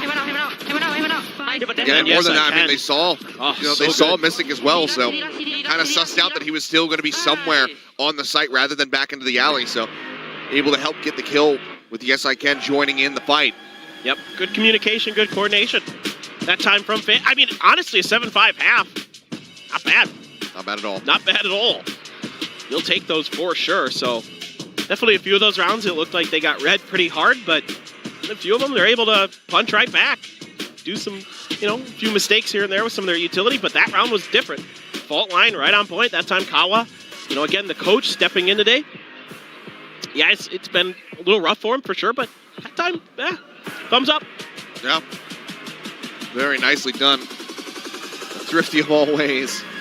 They get that last one there. It's knocking Liquid down about half a peg, we should say. But it'll all come down to this pistol. We'll see how things work out for the side of Fancy now moving over onto that defending side. If they can get that going, keep the ball rolling.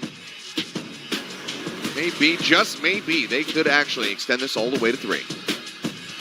Sure. This map looks better. No doubt about it. Significantly. Say what? Significantly. Yes.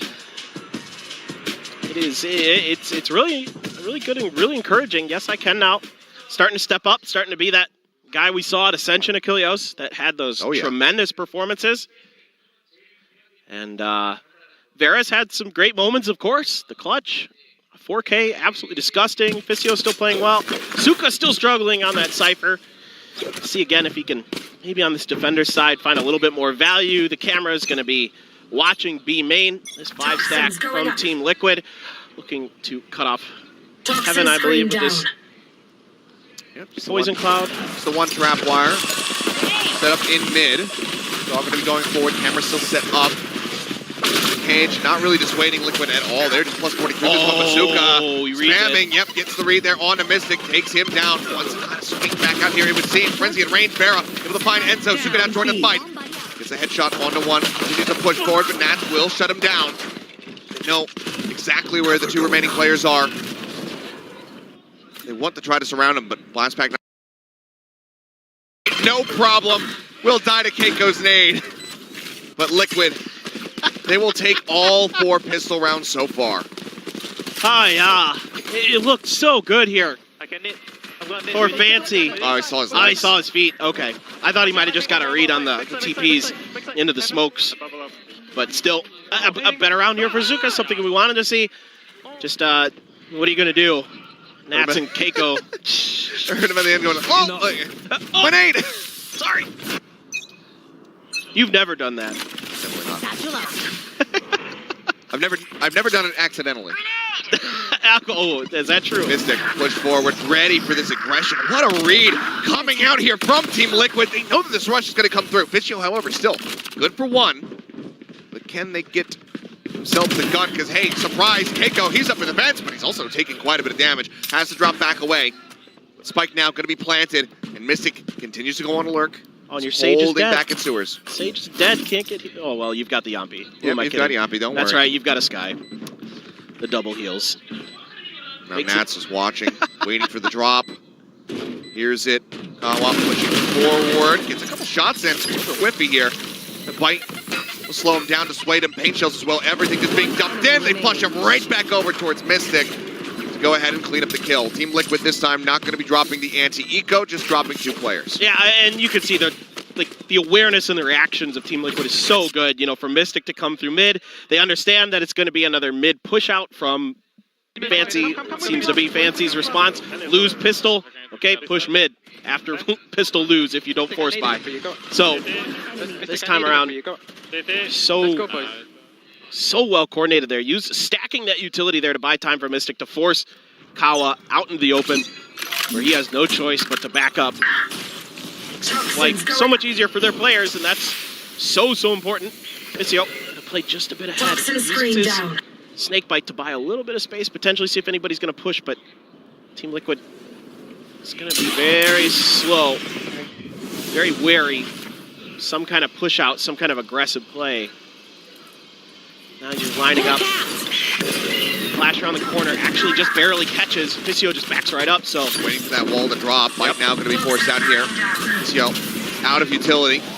Dumping everything. Does have quick reply rotations here from his teammates, but Mystic able to find the elimination here on the site. Kawa up on top. Needs to be cleared out. The TP forward. Yappy with the Sheriff. Gets the headshot. I believe he was still in the smoke. Heal's now going to be coming through as Nats lurks back. Ready to intercept anybody approaching from sewers, from that attacker spawn, or from the ramp. The orb will go down. Mystic will get Spike the plan. planted. Continue to creep forward as Nats just waiting for any bit Boys of and noise, orbs. any information here from his teammates. Wall getting whittled away at. Know that they're starting to push forward in towards main. Nade up over the top. Enzo will do a little bit of damage. And his tension's getting split. Suzuka is able to find the kill. Sends out the ultimate, but look at the ping. CP down. Yes, I can. Here on the low ground. Ping coming through. His attention trying to fight each player one at a time, trying to get the isolation. This time cannot live up to the name. Liquid shut it down and convert that third round into yet another win. Now 10-5. Yeah, I mean, every pistol, 2 bonuses going the way of Team Liquid. I feel bad for Fancy in this round because they read this pretty well. I think they responded pretty nicely to the situation as best as they could. You know, Liquid does take advantage of, like you mentioned, the toxic screen timing, but Vcio backs up right away, puts himself at kind of a funky angle. It's just better shooting because he gets aim punched right away. And here he's trying to slow down this aggression. Gonna hop right over it as Keiko. Gonna see if he can get the spam to go, but this time around, Fancy able to dodge it, but they're on a weak buy, so this is gonna be tricky. Bot Sam flash out. No one on the corner. Yappy in the meantime does get Vcio. Breaking open that site. The nade catches Kawa. The push-up. Keiko gets himself a second. Tries to blast back into the corner, but is out into the open. So yes, I can with that Guardian. The one rifle they had in the round does get put to use, at least for a singular kill. But now Suka going to be caught as Mystic is showing that Nats isn't the only one that can lurk on this team anymore. Yeah, not only that, he hit a beautiful paranoia from Sewers as well. That set Keiko up beautifully, allowed him to get the first kill with the paint shells, the follow-up with the rifle. Just really nice stuff here. The opener for Yampy catches Vcio trying to scooch into the corner. Not going to do so. And then again, getting set up beautifully. Mystic reading these late lurks, late rotations. And Suka just not able to find a lot of value. And yes. Oh, we had a really quick one yesterday. Let's hope that it's going to be the case here, but looks like we do have a tech pause. So something going on here in the Fancy United camp, it would seem. The EMEA Classic. Given the hands reaching for the headset, I'm wondering if it's just something to do with the comm. So we'll find out. If you get any information, we'll push it your way, but hopefully we'll get through this one pretty quickly and get right back into the action here. But so far, you know, we were feeling hopeful given that 7-5 scoreline, Right. The shift over onto the defending side for Fancy United. Even though it's not the split of hold, it still feels like, you know, somewhat defenders favored. Sure. But Liquid have just been completely unassailing so far on this attack. 4 rounds consecutively. Just breaking this map wide open. Yeah, and it's the coordination, it's like the reactions to things. It's, you know, like Mystic in particular, making sure that there's no room for any like extra space or any flanks or anything like that is huge. It's the way that they combo their utility. All these things that are just slightly better. And again, we've seen good things from Fancy in some rounds where they've had some great moments with their utility of their own, some good shooting, but clearly pound for pound, Team Liquid very much on top. Okay, well, it looks like tech issue resolved, but we do have Fancy United calling their first time out of the event thus far. So, as stated, Kawa, he's already on stage. Just gonna chill, be able to tap. Maybe that's the tech timeout. Where's my pause button? How do I pause this? How do I do this? But knows that this is the time to try and turn things around, where you have to dig the deepest that you possibly can, because, I mean, from here, if you give it one more round, you're no longer playing for a win, you're playing just to try to go into overtime. Right. So we'll see what can happen. It was that sort of half buy coming through from them. A lot of Sheriffs, the Singular Guardian, that one hero rifle coming through from Fancy in that last round. Now, should have a bit more of a proper buy coming together going into this one to try and stop Liquid from getting to match point. Really curious about this round. And, Liquid, other than Mystic, haven't been spending too much time in mid. They've just been, bullying their way through with better utility usage for the most part. Other than the pistol round, I would say that was the only round where I thought Fancy had a slightly better read on the situation. Now, Suka. Okay, he's going to see that, but here comes the Showstopper. Dog Showstopper is out. Sends it up towards Heaven. Not going to be able to find any damage, though. Nice pull back there from Vera, managing to avoid it. Paint Shells does get a little bit of damage, chipping him down to 82. Push forward up into the smoke. Suka ready for it. Keiko going to be taken down. Paint Shells doesn't find him, and around the corner goes Enzo just in time. Flash from the corner. Mystic already fighting two before falling. Vct now tries to draw this one back, but he was so low. A strafing Spectre bullet to the knee takes him out. Vera will fall as Nats worked his way through. And Liquid will not allow for the value to be found off the time out. They take it to match point. It's the after image of Mystic again, man. TPing up onto the rafters when nobody from Fancy can hear it, and it catches them off guard. They're just not ready for that positioning. Great awareness here from Suka that Keiko is maybe going to be pushing that smoke. But again, Mystic's positioning and the timing, just beautiful. That's 6 HP, so yeah, that Spectre, it just kills. Not much you could do. Even a classic right click at that range would have done the job, and now it looks like it's just going to be a full 5-men sand once again here over towards B. Gotta wonder if even a shorty could have got it done in that. Probably the only one that could not have, but Paint Shell will force Suka back. I'm not sure if the dog actually spotted it, but now he's pushing up into the Cybercade, trying to find a kill. Gets a little bit of damage down, but Enzo still has the heal, and it's invested it over towards Nats anyway. Back up to full HP. TP into the alley. Mystic! He swings forward again. This time it's only going to be good for one. After shotgun, Keiko. Enzo also falling. Now it's just on Yampi and on Nats to try to keep themselves in this one and end the game. The wall, the segment is already broken. Vera looking for the timing, swings out, Nats pivots back, finds it, but cannot finish the job. Vct will be the last one standing. As Fancy United hold on by a thread. Yeah, so Fancy here, able to react quickly to the pressure from Team Liquid is kind of the biggest deal for them in this round. The opener is good, you get Suka, but everybody else is on their horse. This time they're ready for Mystic's TPing shenanigans. And they are clean enough to get the job done. Very, very close. Now at least I think able to get all the guns they mostly want, other than a couple Bulldogs still, because the money just has been so dire. They had to buy everything they could in the previous round. They have to buy everything they can for the rest of the round. Just a matter of how deep can they get. Oh, Nats. It's got a pretty good idea, it would seem. Yeah. They're playing forward. Gonna be a shallow flash. Oh my God! Pulls the trigger, finds the headshot. Spike going to be dropped. Enzo rotating over to try to recover this one. Nats in the meantime just wanting to take some space. Mystic pushing forward back over in towards the screens here as the res does come in, and Nats finds the timing, takes him, yes I can, takes down Kawa. Suddenly is on for an ace. Trailblazer not going to find much. Don't believe he saw anything there from Suka, but as he pushes forward, he manages to get the headshot, and Nats may just be able to finish this one right here, all on his lonesome. Vera, a showstopper in hand. Nats on the hunt. They have an idea of where he is. Looks like the answer is kind of yes. Mystic rushing forward, bounces back. How badly do they want to hand over this ace is the question. Well, there you have it. Enough to sacrifice the IGL. Nats will get his 5th as Liquid will get their 2-0.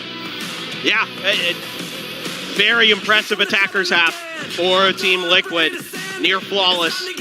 Just the one round that Fancy United is able to scrape together, and we had hope with Kilios. Like that first half looked so good for Fancy United.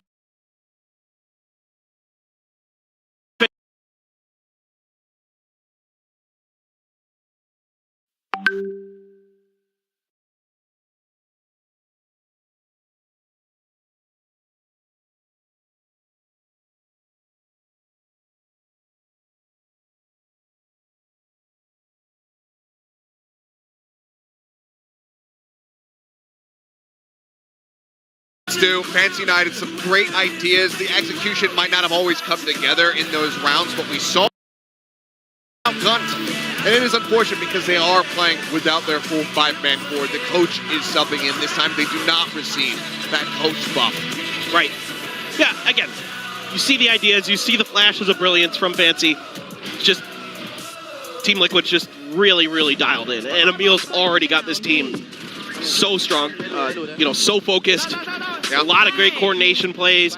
I love what we're seeing from Mystic on the Omen, on both Lotus here and on Split. He's all over the place. He's really hard to keep track of, and that's really impressive. That's difficult to do because Omen is kind of a big, he's been around since the very beginning of the game. So a lot of people kind of understand how and what he does, but when you're able to bamboozle players like he did today, that is so impressive. Yeah, I mean, like I said, in the past, seeing him when he was back on Fnatic, I didn't get to watch too much of the Apex run, just the grand final where they they unfortunately fell short of the mark. This is the most impressive that I've ever seen Mystic look. It looks like he is just so at home. The comm system in place right now with Team Liquid seems to be very clean. Enzo's shot calling and the adjustments seem to be excellent. I mean, we only need to see Emil get involved once, basically. So really excellence on display from Team Liquid throughout this map, and just fairly dominant across the board. 12 first kills compared to 7, not losing a single post plant. Yeah, and again, it's just got to give the players credit, got to give the coaching credit. The preparation here was really good. So many times I just would watch these rounds, and the only thing I could think was, well, they knew what Fancy United was doing before they knew what they were doing. It was very clean. It was the way that they'd spray the smokes, anticipating the timing and the pressure of when Fancy United wanted to do certain things based on how they were setting up their smokes and those. It was clear that they had a really good read on the tendencies of Fancy United. So that's, that's credit to the coaching staff. Yeah, and 25-9 there from Nats. As you were talking about the stats on that final map, just fantastic from him. Unkillable, constantly lurking, constantly coming from unexpected angles, and just doing what he does best when he gets on that Viper. The man has not missed a beat. He is still somebody who very much needs to be respected, and I think he's somebody that we're going to be hearing from in just a little bit in an interview. So excited to hear what he has to say about, being in Korea, being a part of this tournament, as well as, maybe some thoughts on that Apex core joining in the team. And it looks like the interview is ready, so we'll throw it down to Jen.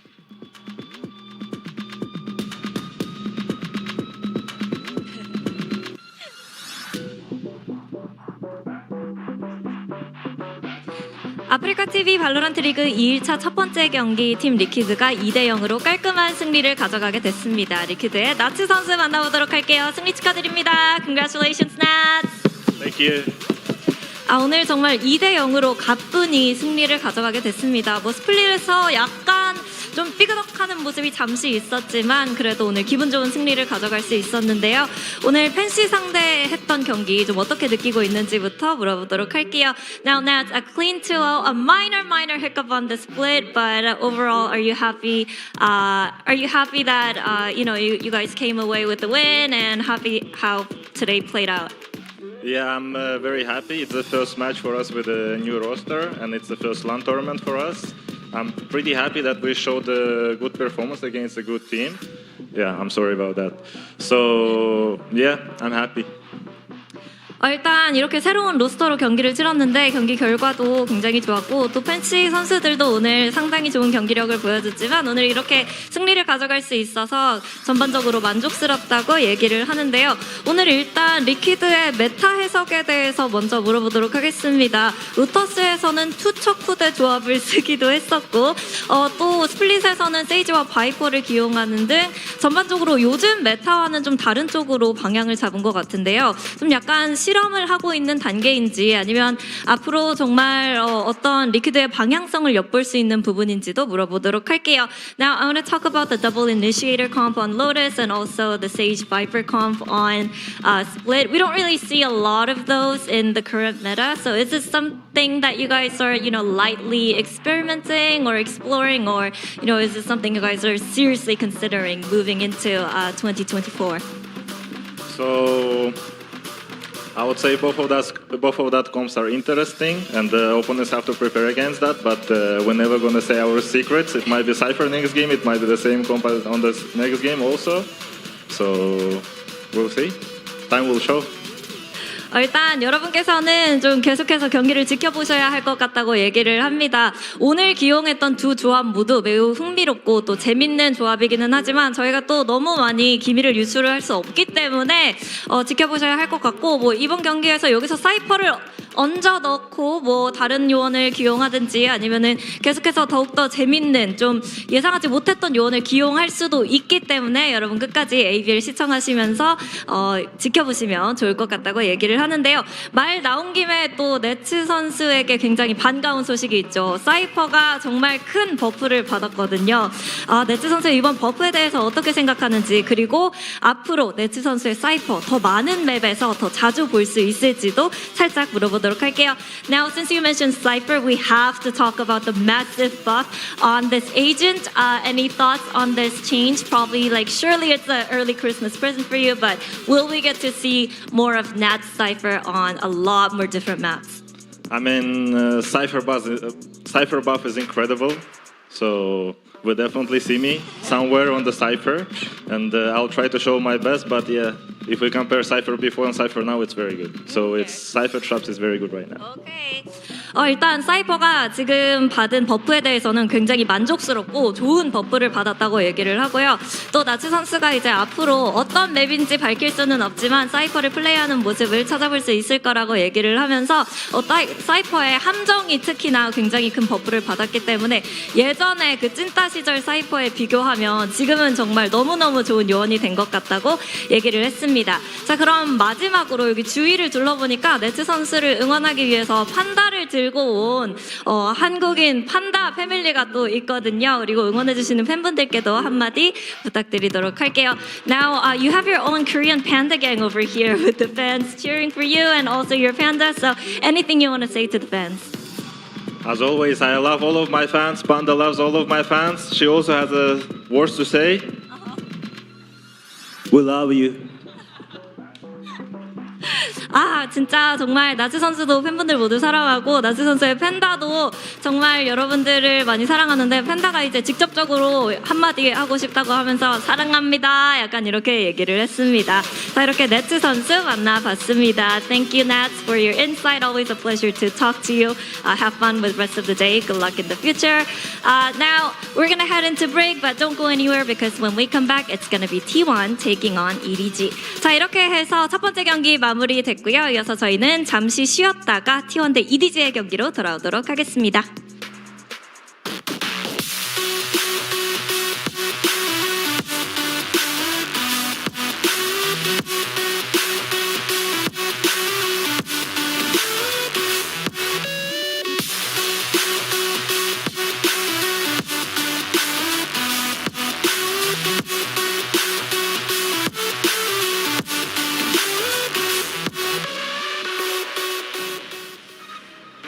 Start here. Ken's going to be keeping forward. Gets the swing out. Looking for one. He's wary about this push out here from Heaven. Will find Enzo.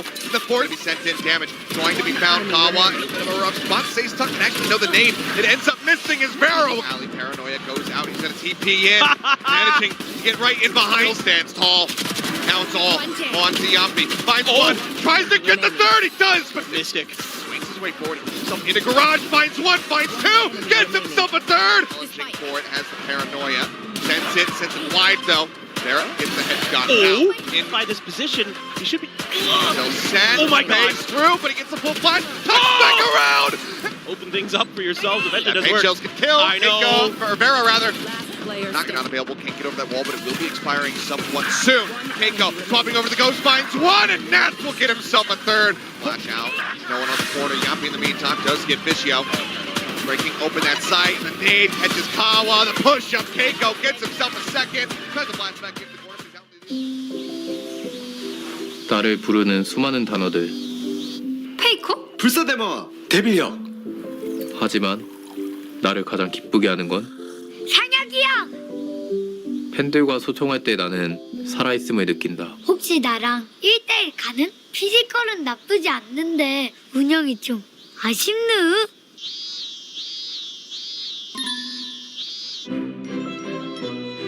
선수들과 직접 소통할 수 있는 개인 방송과 구독자 Q&A까지 아프리카 TV 팀 페이지. 사람들은 말한다. 이번 영상 무조건 싸워야 돼. 집중해보자. 프로게이머는 피지컬이 전부라고.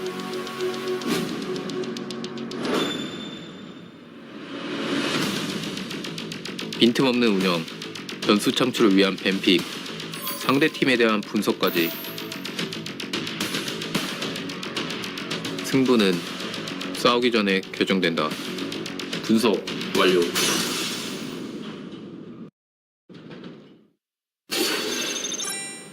상혁이 형.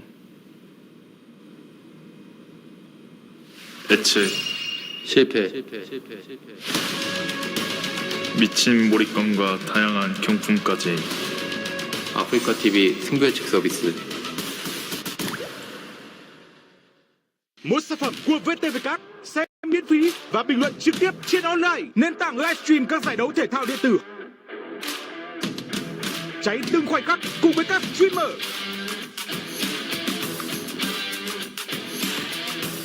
Xem livestream vui hơn, tranh luận kịch tính hơn, thách đố dính qua khủng.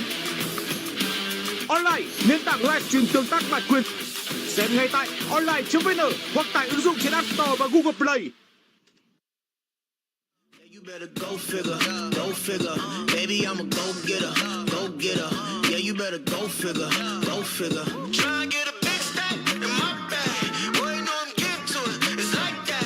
Try and get a big stack in my bag. Yeah, you know I'm getting to it. It's like that, like that. Hey. Never feeling the pressure, please not at all. I walk in when it's crunch time, leaves in the fall. Woman on me, only hit my name on a roll call. It's like there is no ground beneath my feet, I got no flaws. Still humble, but just don't get it confused. You know who I am, there's no need to introduce. I am one of one, they can't stand it, but it's true. Sicker than the average, ain't no challenge that's immune. Baby, I'm a go-getter, go-getter. Yeah, you better go figure, go figure. Baby, I'm a go-getter, go-getter. Yeah, you better go figure, go figure. Try and get a big stack in my bag. Boy, you know I'm getting to it. It's like that. Try and get a big stack in my bag. Yeah, you know I'm getting to it. It's like that, like that. Big stack in my bag. It's like that, like that. Big stack in my bag. You know I'm getting to it. Like that, like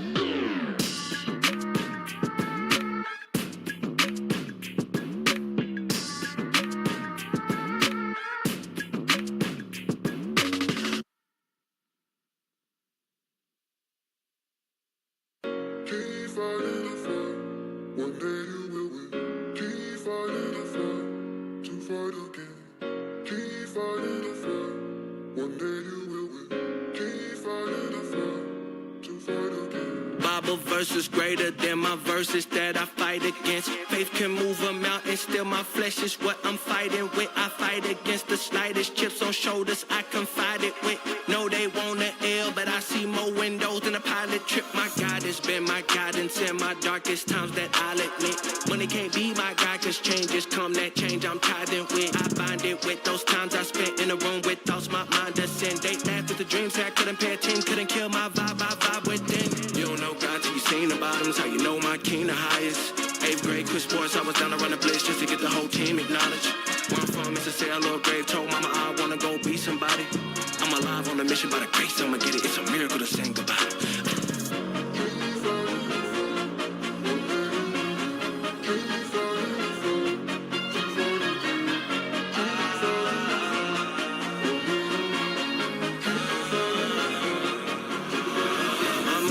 And my goals big, giving everything my focus. I won't stop, they know this. I'm on the gas, no coasting, so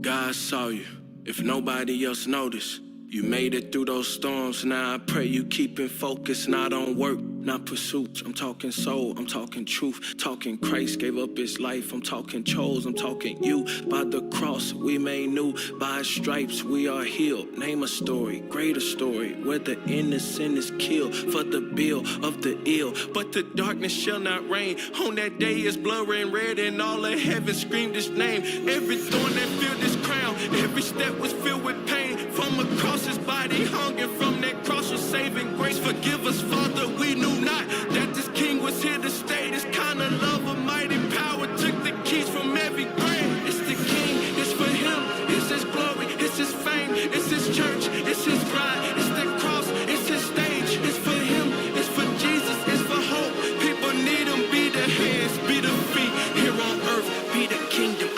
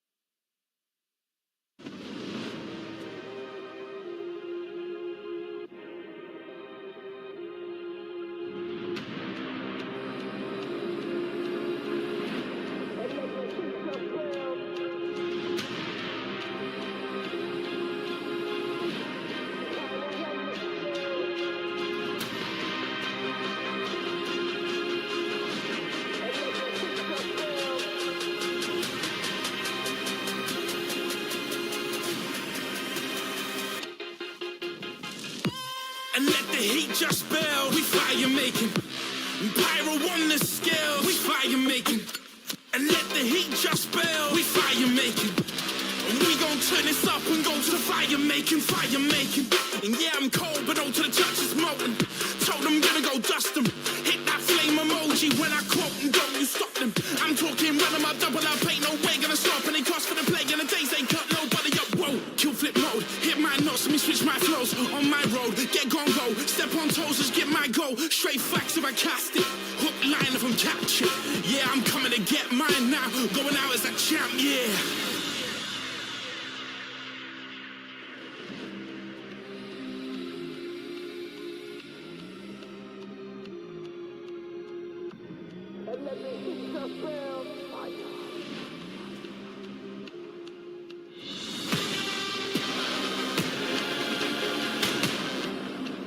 And let the heat just build.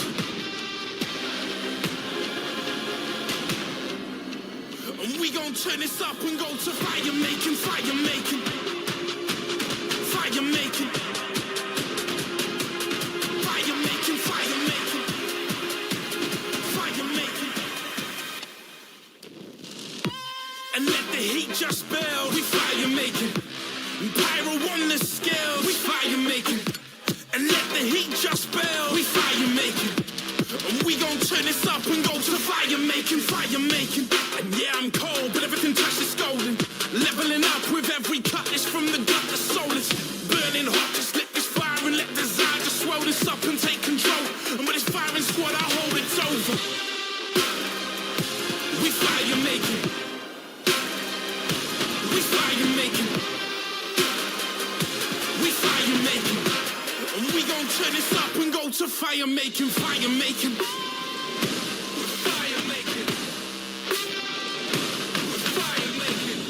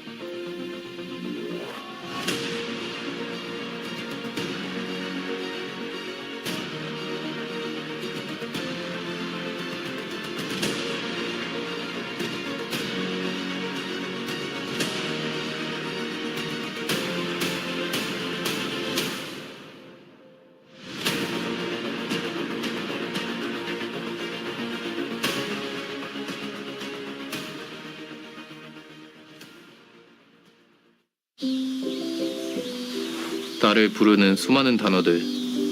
페이커? 불사대마와 데빌력. 하지만 나를 가장 기쁘게 하는 건 상혁이야! 팬들과 소통할 때 나는 살아있음을 느낀다. 혹시 나랑 1대1 가능? 피지컬은 나쁘지 않는데 운영이 좀 아쉽네.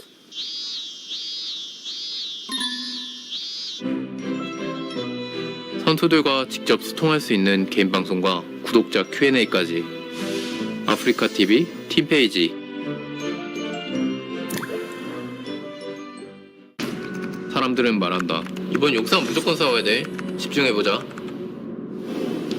프로게이머는 피지컬이 전부라고.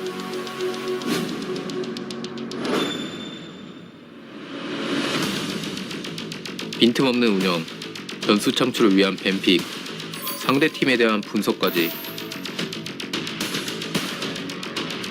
승부는 싸우기 전에 결정된다. 분석 완료.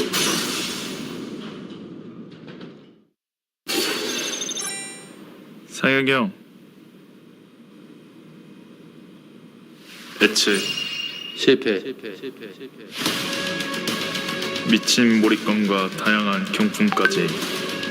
아프리카 TV 승부 예측 서비스.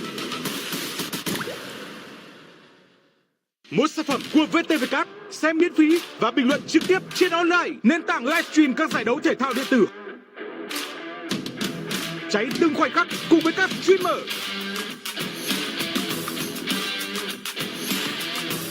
Xem livestream vui hơn, tranh luận kịch tính hơn, thách đố dinh qua khủng. Online, nền tảng livestream tương tác bản quyền. Xem ngay tại online.vn hoặc tải ứng dụng trên App Store và Google Play.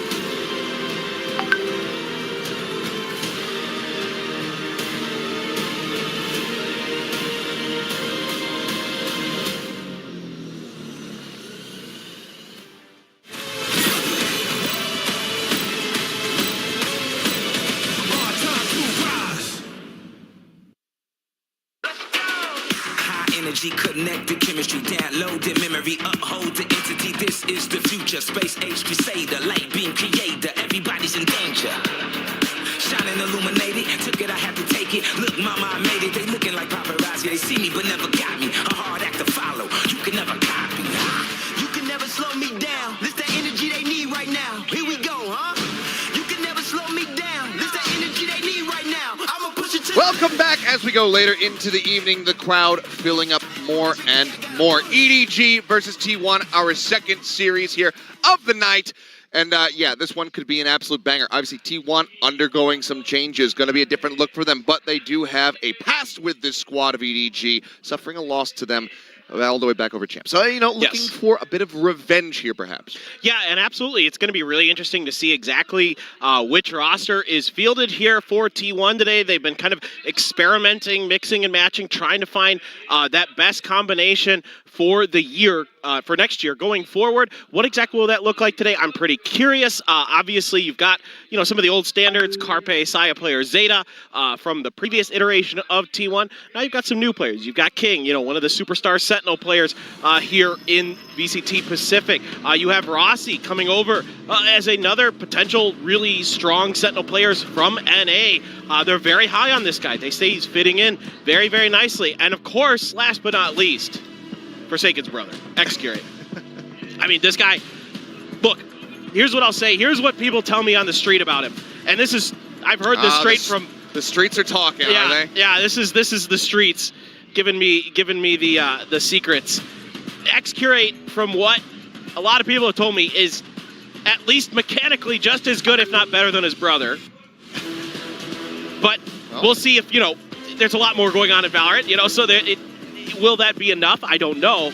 But absolutely, it should be really exciting. Yep, misspoke earlier, said champs. It was actually Masters Tokyo the last time these two teams did square off. Either way, it was not pretty for T1. So we'll see if, with the new additions here on the squad, whether or not they're going to be able to get that revenge at all, or if it will elude them. But for now, this is going to be the starting roster, and I think most puzzlingly, it's without Zeta in the lineup. Yep. So this would have to lend to thinking that perhaps somebody like Carpe is going to be picking up the role of the IGL.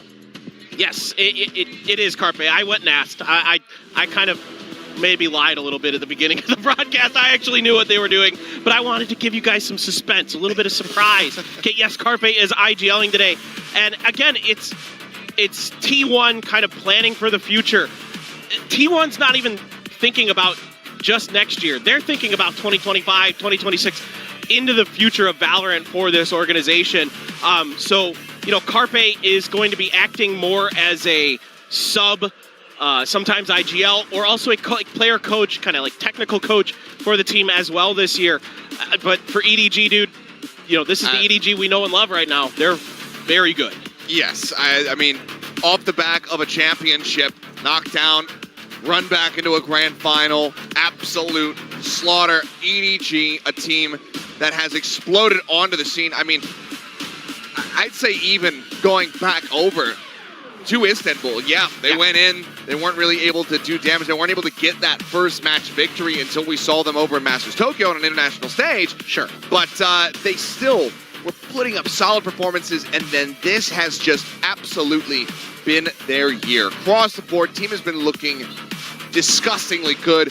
Nobody, yes, running it down sometimes at some of those games over in Champions. What do you mean? And, the lurking yeah, sky? Frustrating some of our colleagues that are on a certain podcast for sure. One of them's bald like yourself, but he's got a different mustache going on. Yeah, but his facial hair isn't quite as good. As of late, nobody has been looking incredible. And when he does go for those crazy plays, more often than not, he is getting away with it. So it's been wonderful to watch EDG in their recent tournament series that they have been playing in this offseason, because this is another team that has been incredibly busy. I'd say maybe aside from them, Cloud9, the one that's been around the block the most, both of them playing in the 10 Invitational. EDG, so many regional tournaments that they've been participating in. So they have been very much up to stuff. They have so much practice, so much activity, and they also haven't needed to change the roster. So this is going to be a tough one here for T1. The team, on paper, does look quite strong. We'll have to see how it all maps out. But as you can see, you are the only one going for T1. Myself and William, again, kind of aligned, going for the known factor here in EDG. That's right. I have bucks of scrim. That's all I'm saying. I have bucks of scrim. That's where I'm at with this. Well, I'm not sure how good those are going to hold up given the inflation, I have no idea. The inflation that we've been experiencing. I was way off with Fancy. Yeah, so we'll have to just wait and see. Also, we didn't expect the Cobb was going to have to be playing. So, different circumstances for sure, but this is still a monumental task for T1. If they are as good as we have been hearing, then perhaps they can get this one done. But EDG, they don't show up to any tournament. Doesn't matter if it's Mickey Mouse, doesn't matter if it's a championship. They're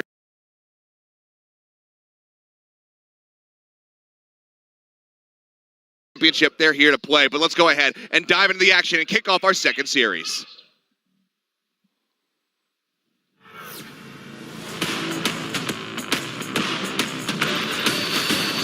Ready and willing to do what we gotta do. You cannot stop. We put in the time, we put in our grind, nobody can top. Aces!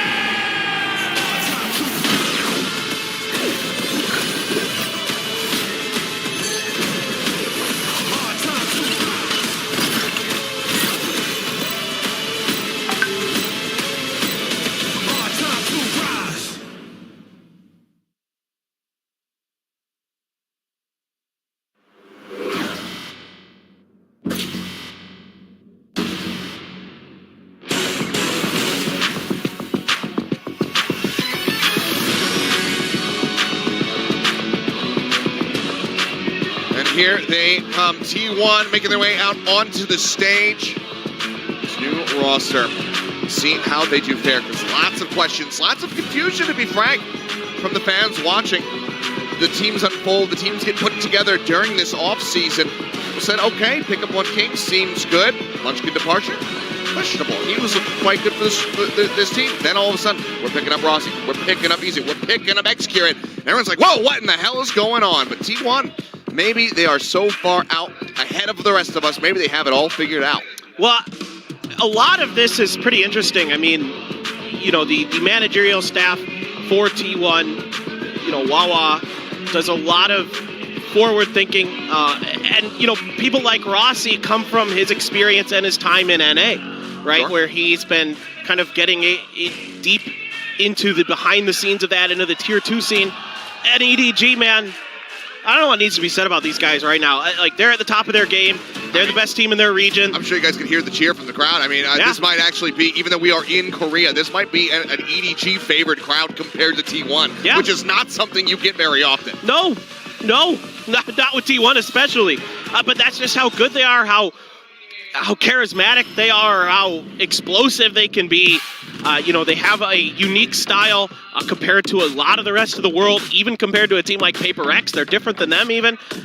You know, sometimes it may feel a little bit similar to that, but there's definitely some very unique ideas floating around on top of one of the most tremendously skilled players we have in the world in Kong. So this is absolutely going to be a lot of fun. I mean, I'm really excited for Xcurate, for Rossi, Izu as well, guys. We shouldn't really forget about him at all, because great flex player, has done really well at Jadeite previously, a team that most people thought was going to be the ones at Ascension, not Scars, but they ended up falling just short in the end, in the very finals in the Japan qualifiers. So Izu is very, very good.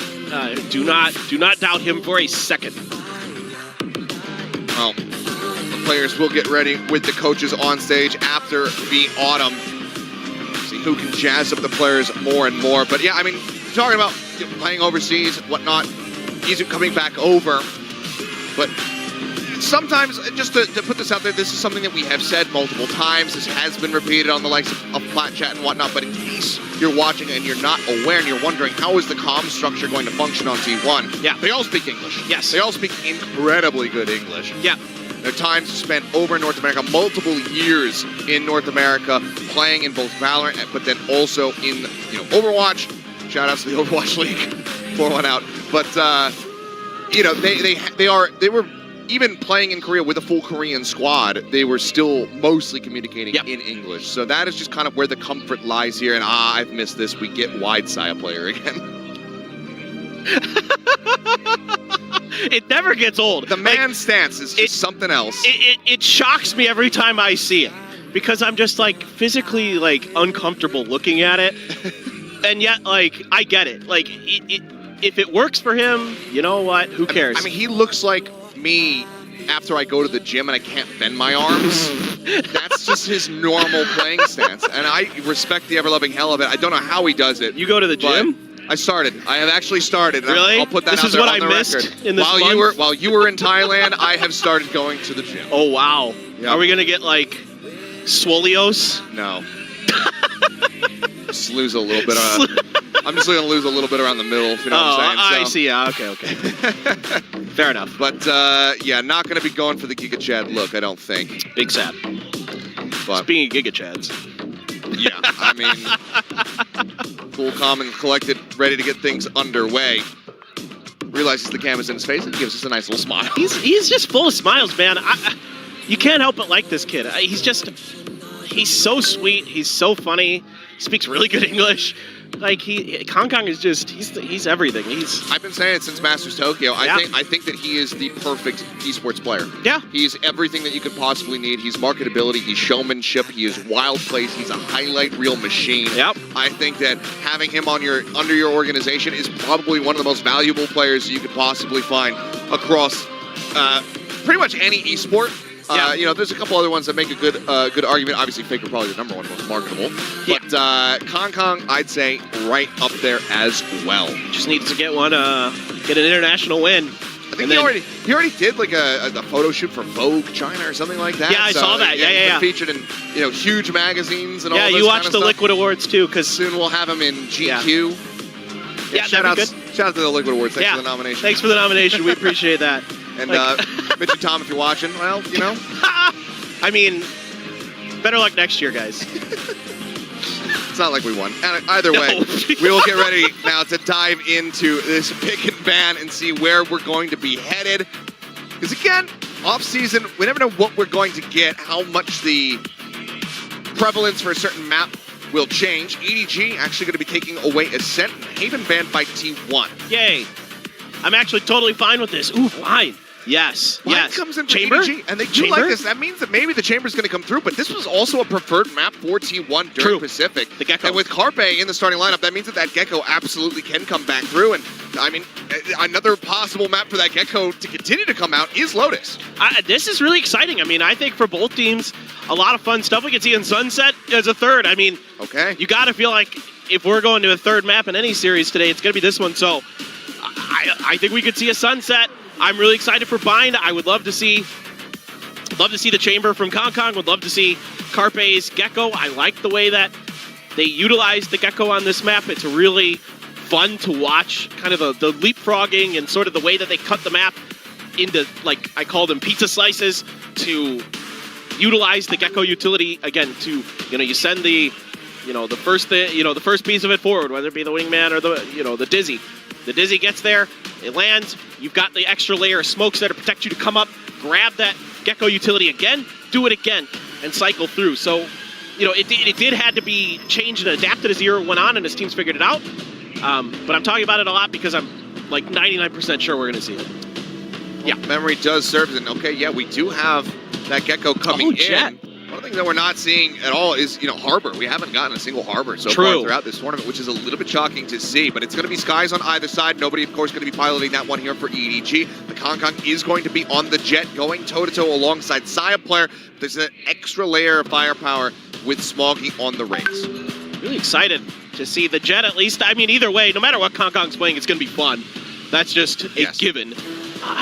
Yeah, it makes a lot of sense. X-Curate coming in as a smokes player right now. Rossi, again, is going to be more of a Sentinels type player, vying for that role with King on this squad. But, talking to the T1 staff, Rossi was this player who a lot of NA people were buzzing about with his time on Turtle Troop. You go back and look at his numbers, they're not that explosive, but they say he's this guy who just does a lot of the right things at the right time. He's a very good teammate. Immediately when I asked Zeta about him today, the player, he said he's just so funny. He just loves having him on the roster because he's really funny. So I'm really excited to see how he fits in. Everybody likes to have a comedian on the team. It would seem Celsius is doing wonders for Sentinels as well. We'll see if Rossi can hold down the fort for T1 as we dive into map number 1. Bind getting ready to come up as we jump into our second series of Group B.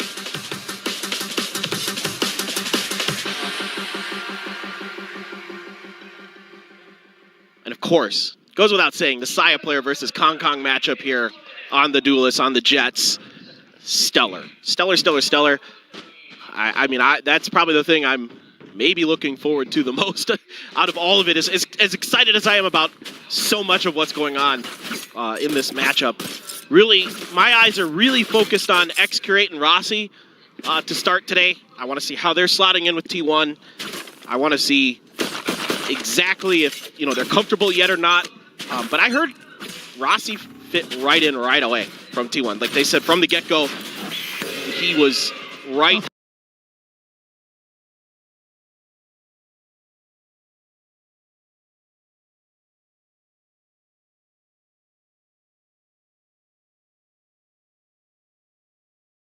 Snake bite, gets the headshot. Chichu going to be taken down, and with the vulnerable, Rossi will double up. Nobody now going to be eliminated.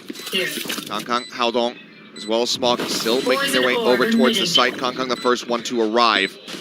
Recover on some of this util here for Carpe. Just trying to pick up what he can. Heals come in, but instantly going to be nullified. Smoggy gets the headshot. Sci-Fi, however, finds Kong on the backside. Smoggy going to be taken down. Now it's all on Haodong. Very low on HP. Would need to be some monstrous headshots in order to try to turn this one around, but X-Curate is swinging around the back. I'll give him the knife.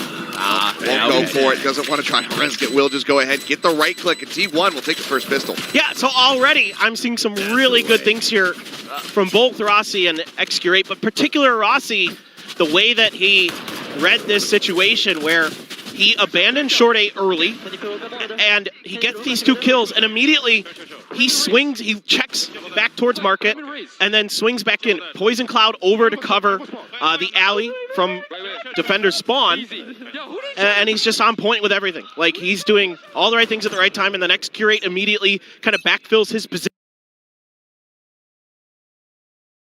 towards the later stage of the round to cover that final flank there, cut off any hope that Haodong had. Pushing forward. Play's going to be noted again. Just nobody and Chichu on this side of the map. The rotation's starting to come through rapidly from EDG, but with the teleporter right here alongside them, T1 could do a quick pivot. If they suspect that they have rotated enough players from EDG off that A side, flash in and covering fire is going to be good. Already playing anti-flash, ready for it. They gun them down.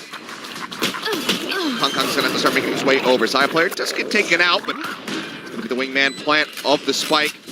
Smoggy just lingers here within the tube. Weapon's going to be juggled back, making sure that nothing for free gets handed over here to EDG. No chance of handing them away back into this. And EDG had a good read on where those flashes and where the Dizzy would be. It's already so weird. There's 3 Guardians in play. Hey, I mean, you're going to go for this site. Look at this. Oh, yeah. Bang the boxes, bang the tubes. I mean, it's a good gun to have on a B site if you're going to be playing post-plant deep like that. But I will say, I like the way EDG position themselves on that B site. Even though it's hard, even though they go for that flash play, you know, just seeing if they can catch T1 a little bit off guard. It doesn't work at all.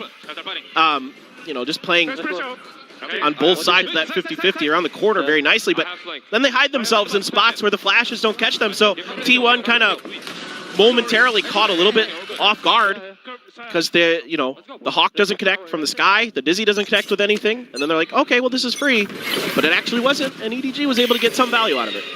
There's the Dizzy, there's a follow-up flash. Smoggy spamming, is able to find one, but High player and Carpet getting one apiece. Haodong dead. Wingman going for the plant. Kong Kong up above, wanting to try to go for the denial. Does so, dashes, he's out into the open, but still a line side player gets Carpe and keeps them in this round. Now looks to relocate, swapping around the backside of the site. Another dash at the ready, wants to go for the peak. The flash not finding anything. Kong Kong ready to swing the corner. A Guardian from Xcurate on the opposite side. Sees the gun barrel and he's got the penetration force, but actually will just swing out wide to be able to just get the headshot. Swaps up the guns. Vandal now in hand. Last player standing. Right back into this, but nobody will find the kill. Spike out here in the open. Chichu behind the box. Toxins going up. Rossi wanted to play this one out slowly. He's got time on his side. 46 seconds. Nobody watching. Over towards short. Chichu just around, ready to try to swing back in, but actually no. Doesn't even wait for contact. Will just go for the check himself. Manages to find the kill. And that is going to be EDG picking up the third round, but still very bloody. 3 members lost. Yeah, it's a pacey, explosive start here for T1 off the rip. And it's that Dizzy that breaks the crosshair enough that they can find those 2 kills. But, you know it was only a matter of time before Kong Kong would come to life. Nobody going to hold that repeat from Xcurate very nicely. Chichu finds the perfect timing to catch Rossi before he has any hope of finding a kill on to nobody. The player, not the absence of players. All right. Chichu in towards the octagon. The snake bite going to land in there, though. Keep them backed off. A rotate here from T1. They've been putting a lot of pressure early onto Long B. So this time around, they're thinking, let's maybe spread it a little bit. Let's try to go with some hookah pressure while Rossi maintains things on the other side of the map. And the doggo dealt with. Snake bites, toxic screen come out to buy some time, but time players in the back! Dashing in, but they don't check the sides. Chichu just sat there in the smoke, keeping himself safe. Carpe is going to be able to find Smoggy. Teleporter used as Rossi shifts his way over towards the A site. See, that's already drawing some attention back that way. Toxin screen down. Just lingering forward, trying to see if he can catch anybody off guard, but he's not looking over towards that defender's access. Gets taken down. Now the rest of T1, however, going to play forward, but Chichu presses up. Oh, and the Dizzy be damned. He gets all 3. Okay. We know what we're doing. Not bad. Not bad at all. Right here. That is filthy from Chichu. Kong Kong was just talked over on the side. Yep. Right in cubby. He read that. He read the way that They wanted to get in there because they're able to get their other players on the other side of the toxic screen into the octagon. And, you know, he's just waiting for Saya Player's entry. And Saya Player is so tunneled in to those two players because T1 has that information. And Kong just, he knew it. He was ready. Easy money for him. And then Rossi just not looking in the right place at the right time. A couple rounds, just getting into the groove of things a little bit. But now the buy is a little bit weaker here. Guardian's really being favored by T1 so far today. Seems to be that this is something they're identifying as a better, weaker buy option for them. Nobody just dropping off the top of the tube. Playing backside. Flash into elbow. Dizzy over the top. Nobody going to be noted. Sat here actually getting some damage from a fight, I believe. And yeah, I mean, he's so very low. Gets himself rotated around into tube. 9 HP. Trying to hold it. The side player gets the headshot, taking him down. Chichu spraying blindly, trying to find some kind of contact, but nothing to be noted. Plant can come in. 3-player push-up. Really looking to try to get control of this elbow and also get that Vandal out of Chichu's hands. Kong in the meantime, though, does open things up. Finds one, but side player. A little bit of a jump scare surprise onto him. Rossi at range, finishing off with that stinger. Takes out the enemy Viper. That's all on Haldong and Smoggy to try to turn this one. Both approaching here from Hookah. Push up, sees one. Extra going to be taken down. Smoke not yet dissipating. Saya Player holding down from two. Gets the last 2 kills. A 4K for him in the round as T1 will regain a lead. And the changes up of kind of the ideas from T1. So it's Saya Player deep early, goes into his own cloud burst and is able to kind of sneak around the corner there. This time nobody accounting for his landing spot like we saw in the previous round. And then they're really patient here in the elbow. This is what's so key, is they keep Chichu locked down, give Saya the ability to kind of find another kill, and then they're able to crunch onto that alley position off of that pick that Saya gets. Saya's got a Blade Storm, so does Kong. Kong with the op, so could opt to pop his blades if needed, but T1 so disciplined there, the comms and the coordination so good on that round for them. So you can see that this roster is already looking pretty good going up against the likes of a team as good as EDG, as we know EDG is so strong. Chichu moving up. Getting himself in a very forward position. Execute it, waiting to go on the push, and he's checking for it. The double swing finds the kill, but the up Kong comes into play. Izu going to be struck down. Looks for another. That's going to send extra packing, but now Carpe in a rough position. Not sure if the op is relocated, and he's just sat here in Hookah. Haldong close corner. The swing comes in, managing to get one before falling. Saya Player swinging out from showers. Takes out Smoggy, and Carpe on that linger does find Kong as he tries to rotate around. Now it's nobody. Here in the 1v2, he manages to get one. The spike's down. He knows where it's at. He knew that Carpe was still back in Hookah. Flash goes out. Full flash does connect, and Carpe not ready for him over at Lamps. The clutch comes through, and EDG will keep us tied up. Man, what an interesting setup there from EDG. You send Chichu out early. Kind of, you don't get any contact from T1 with their utility off the rip, and so you just say, okay, Chichu go lurk, Kong right there to back up with the op in case there is, you know, the trade over towards market, and that's really nice. But then Saya finds some big kills, but then at the end, Saya whiffs just enough. Nobody's crouch, maybe just kind of catches him a little bit off guard, and then the flash confirmed from nobody and the clutch, very nicely handled. But Saya gonna dig into the Blade Storm to save a little bit of cash. But they're just backed off. Natal saw him. Oh my God. Orbital strike, and the rocket goes forward, and Smoggy finds 2. Izu and Carpe both going to be taken down. You can see Execute was thinking about sending out his own orbital, but given the early deaths, thinks better of it. Still come to play if they find something else, but a follow-up paint shell. Continue to try to save them off. Smoggy out for blood. Up to the corner, Cloudburst coming down the rush forward. Side player not able to find him. Rossi will trade one back, but Haldong now finding Rossi. Shot. The next there on to Expert, pushes out of the smoke, and Haldong with 2 HP will keep standing. EDG taking a lead. Just love the coordination with the ult here by EDG. The orbital strike into the showstopper, knowing that they're going to have the space, takes a couple of ticks of damage. Well worth it. Such a nice setup. Also just clean movement, bounces in, sends the immediately blast packing his way back out so he doesn't overstay within his teammates. Orbital strike. Very nicely done here from EDG.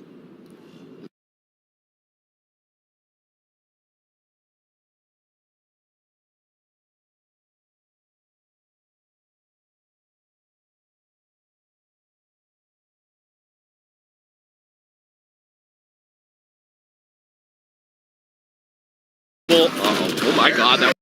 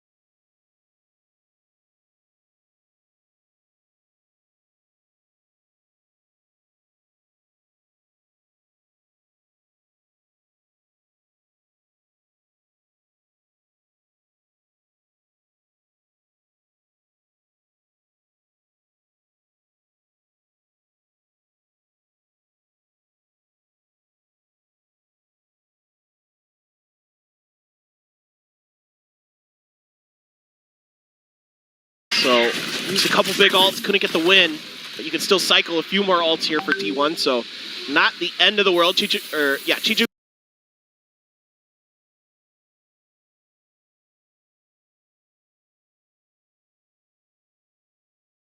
Bit of his own.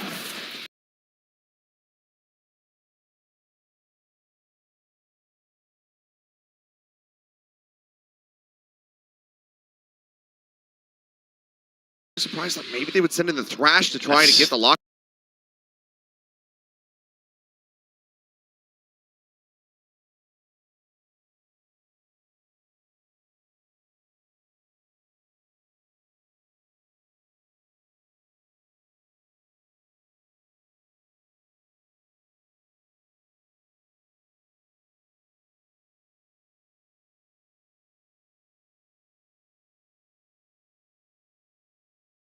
This T1 starting to get ushered over towards the A site where there's 3 players waiting for them. Including the operator of Kong Kong. 30 Not seconds going left. to be easy. He's in such a forward position here. Does still have the dash, didn't pop that one early. Monster on the loose. Thrash now is going to be unleashed. Flash goes in, but does not go his way. Aldong trying to hold the line, managing to find one before getting dropped. Expert picking up the kill. Off from Kong Kong, finds another. Goes up into the air, gets a headshot with the knives! The plant coming through. Can they interrupt it? Flash comes in. They do so, but now they have to stick the plant. Rossi trying to protect. He manages to do so. Spike gets planted. Up recovered. Both players so very low. And it all comes down to Chichu as he swings the corner. Carpe gets the headshot. My God, what a recovery. T1 somehow win the round. Unreal. What a round. That was a treat to watch. I thought Kong Kong had this one over when he hits the shot, pops up into the air, find the blade as well. I mean, this is just so phenomenal. And then, but Rossi here, great heads-up play to cover, knowing the player's going to be pushing out there. Of course, the spray a little bit early to try to cancel the plant. Carpe very aware of the off angle this time. T1 finding value where it didn't feel like maybe there would be any Achilleos. That looked maybe like it was over. Now they're going to carry the op over into Saya player's hands. Trying to have him watch the A showers area. A flash out there, though, will confirm his presence from the TP by nobody. Now has to check again. They know there's people out here. They want to make. They're really trying to find this op, I think. Really want to know exactly where it is. They're going to ping.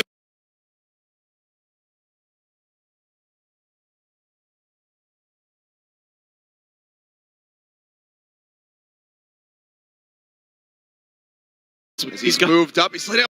And that's just an easy kill delivered over to Kong. What a play. And picking that one up, nobody in the meantime. Also going to be finding Carpe. Shutting him down within hookah. Seems like Excrit and Izu both still playing over towards that side. Want to see if Rossi can maybe find something on the lurk. Maybe he can draw some attention. He can intercept these rotations. Swinging himself back out along the site and just gets spotted. Left. I've got your Fight trail. try to flush out into the open, and he does, but Haldong nails the shot. How?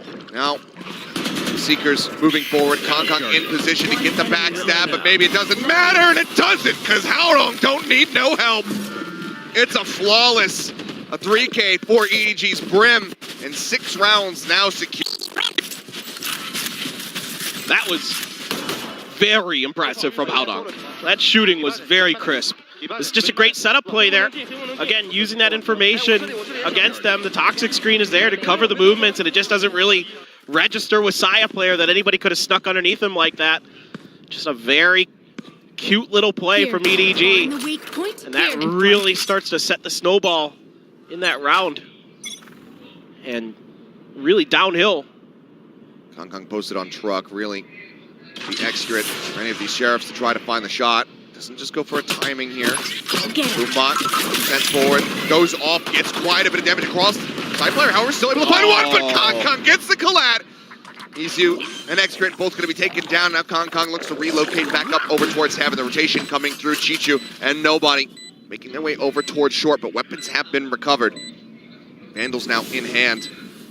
It looks like Rossi will be the first one to make contact against these two players. Has the Guardian, now Chris Penny B doesn't quite get the shot. Side player puts the operator down on the floor. Flash in, the turn, side player dashing over to the side, keeps himself elusive, keeps himself out of line of sight. Carpe as well, now rotating out of lamps, coming back around to the front of truck, and they just don't know where he is at. Catches him sleeping at T1, fire back.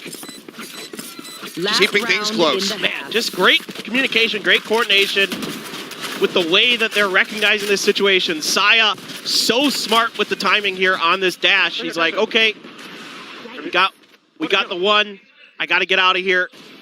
A little bit off. Great crosshair placement from nobody. He was just so ready for that position. Saya, that is disgusting. So fast. And then Carpe able to keep his position obscured enough. They know the situation. They've identified there's two coming from short. They're able to work at a treat. Saya pops the blades. Kong potentially with the op. Another duel between these phenomenal jets. Here. Knives, first two, not quite connecting. Kong was ready, pushed up, had Shorty in hand. He was ready to take contact. But they'll just go ahead and back away. Orbital strike now going to be sent actually behind Hookah. It's cutting off anybody trying to push up into that spot, which was Carpe at the time. Healing over here. It's a little bit of damage. That healing comes through. Here. Back up, full HP. You can see them, they're waiting for this teleporter to be taken. They're starting to drift back. In the meantime, nobody though gets himself swung out wide, pushing through. Hookah finds the kill. Chichu will also get Izu. Now, we'll have to commit in towards the B side, but Kong arrives, re-arrives, I should say, and instantly claims the kill. Spike now on the floor.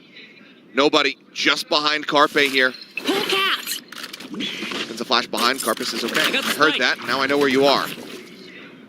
Wingman to be sent for the plant, but this is interruptible, and it will be.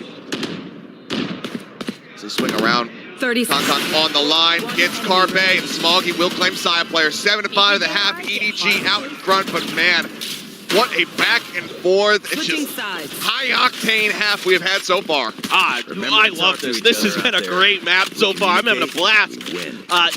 Really smart stuff here from EDG in a lot of rounds, but in this round, even though that orbital strike doesn't hit anything, they still use that to take space. Nobody's immediately up into Hookah on the back side of it, rotating around. And even though Rossi's like kind of aware of it, I think the timing was just a little bit quicker than he expected, and it catches him off guard here. And you can see nobody is just a little bit crisper and faster, and then they all start swarming from so many different angles. I mean, it helps that, Kong is disgusting with the op.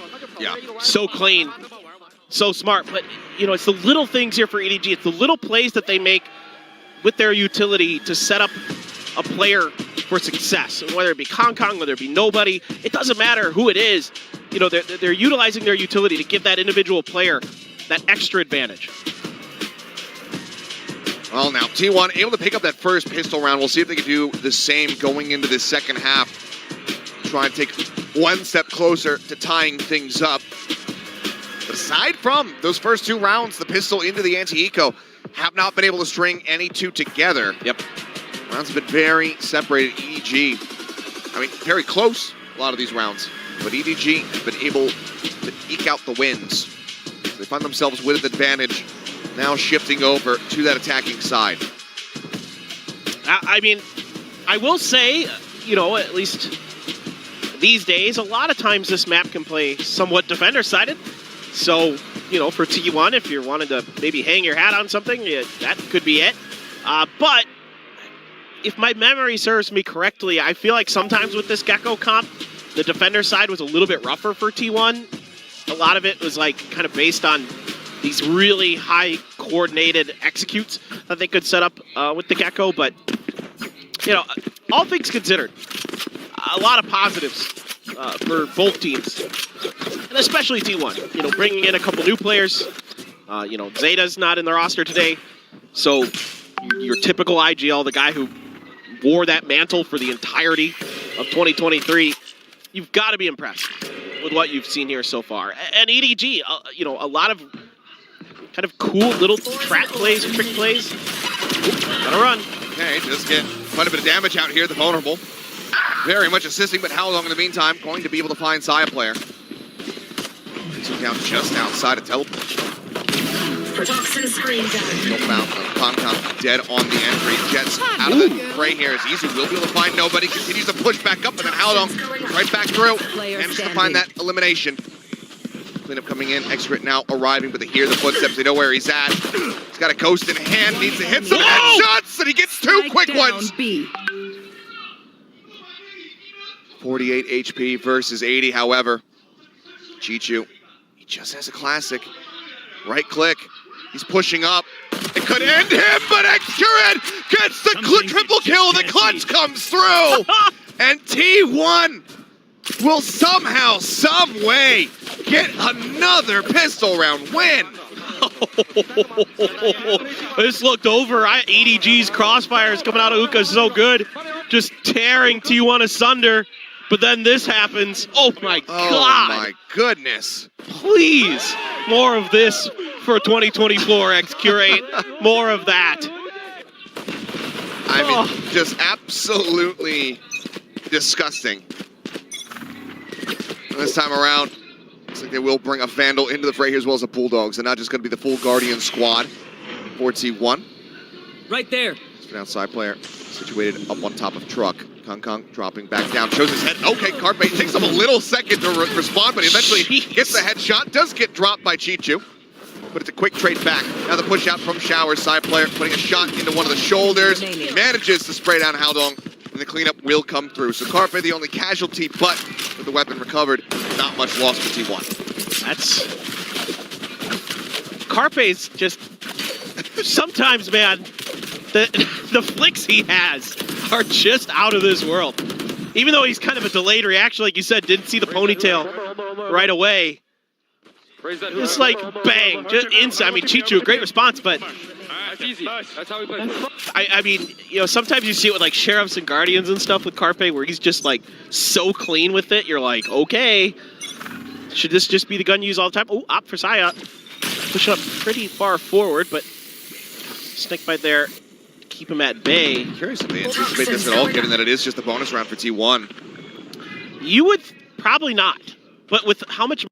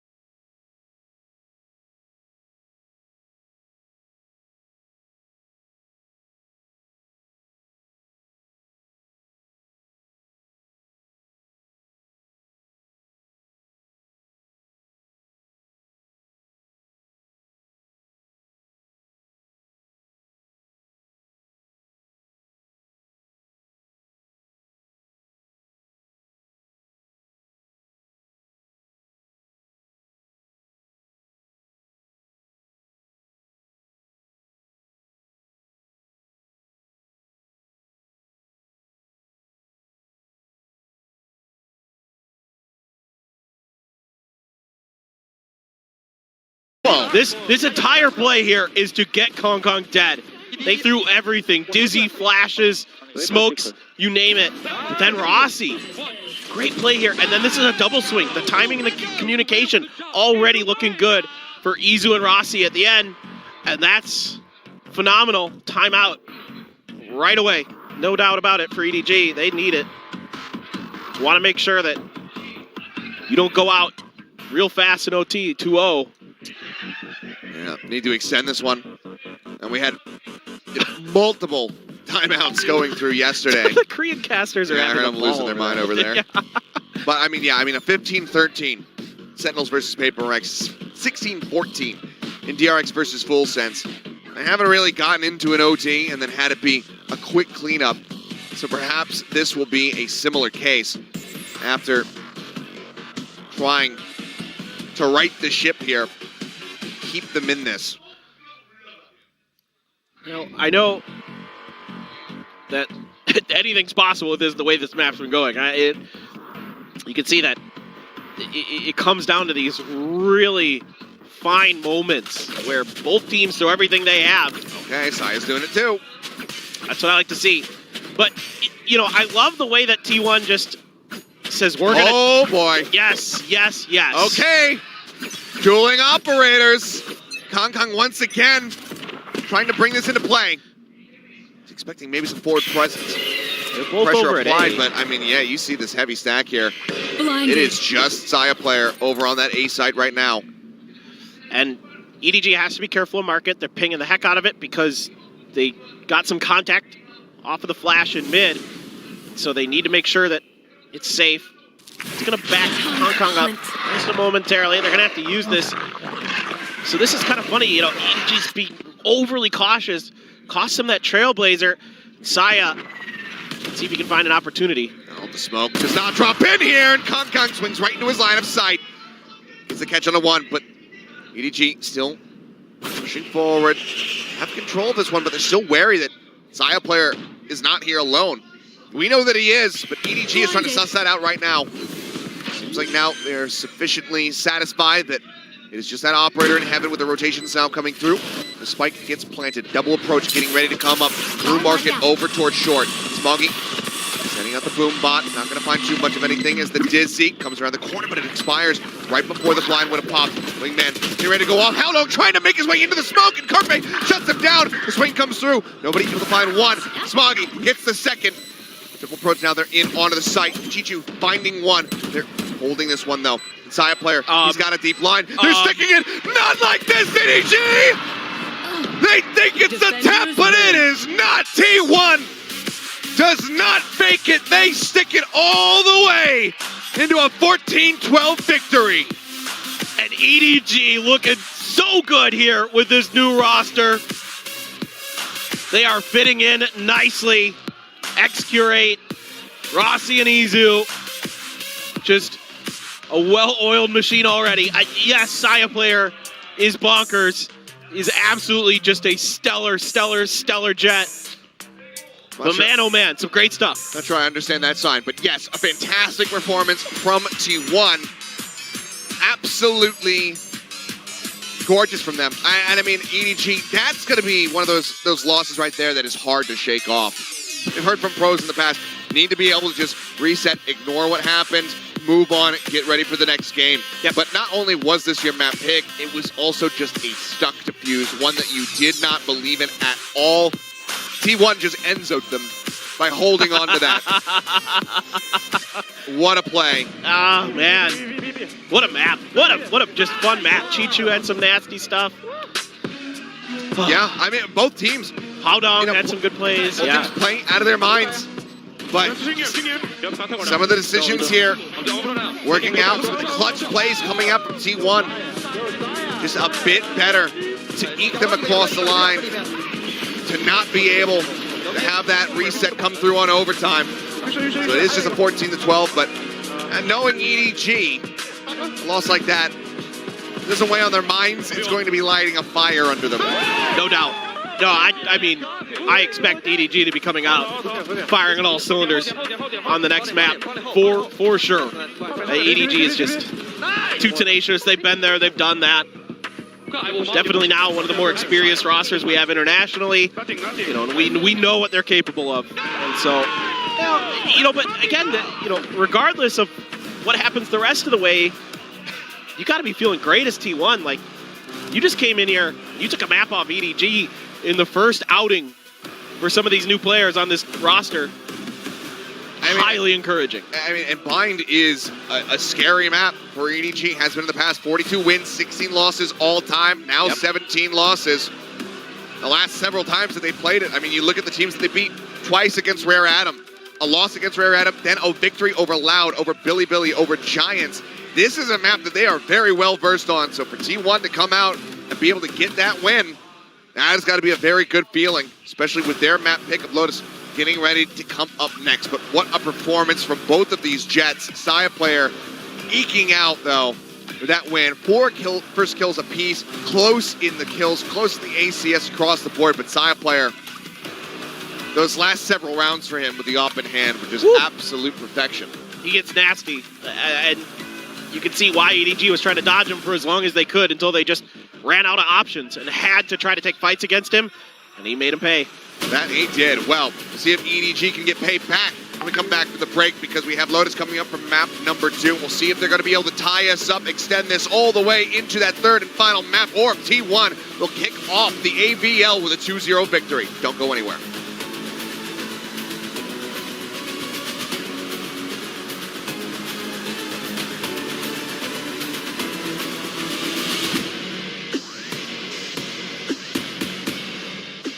But now the rotation's going to start coming through. Ross trying to center that snake bite. It's the headshot. G2 going to be taken down. With Wingman going to the plant. Kong up above, wanting to try to go for the denial. Does so, dashes. He's out into the open, but still a line side player. Get out. The rest of T1, however, going to play forward, but G2 presses up. Double swing. Finds the kill, but the up. Kong comes on. Oh my God. Orbital strike, and the rocket goes forward, and Smoggy behind him. Rossi will trade one back, but Aldong now finding Rossi. Shot. Next on the extra pushes out of the smoke. Held on, hold the line, managing to find one before getting dropped. Extra picking up the kill. Off to Kong finds another. Goes up into the air. Gets a headshot. Seekers moving forward. Kong in position to get the backstab, but maybe it doesn't matter, and it doesn't. So swing around. 30 Kong on the line. Gets Carbe, and Smoggy will claim side. They know where he's at. He's got a ghost in hand. Needs to hit some headshot. Finds the position of extra. Has to back away. Top side player will find nobody. Trying to shut down the pin down. I'll try to got himself forward. But side player is ready. 나를 부르는 수많은 단어들. 페이커? 불사대마 대비력. 하지만 나를 가장 기쁘게 하는 건 상혁이야! 팬들과 소통할 때 나는 살아있음을 느낀다. 혹시 나랑 1대1 가능? 피지컬은 나쁘지 않는데 운영이 좀 아쉽네.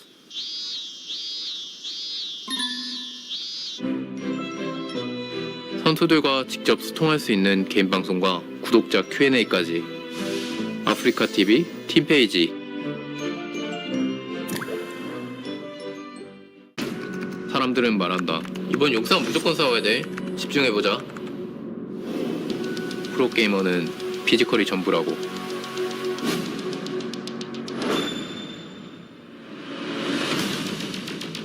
빈틈없는 운영, 변수 창출을 위한 뱀픽, 상대팀에 대한 분석까지. 승부는 싸우기 전에 결정된다. 분석 완료.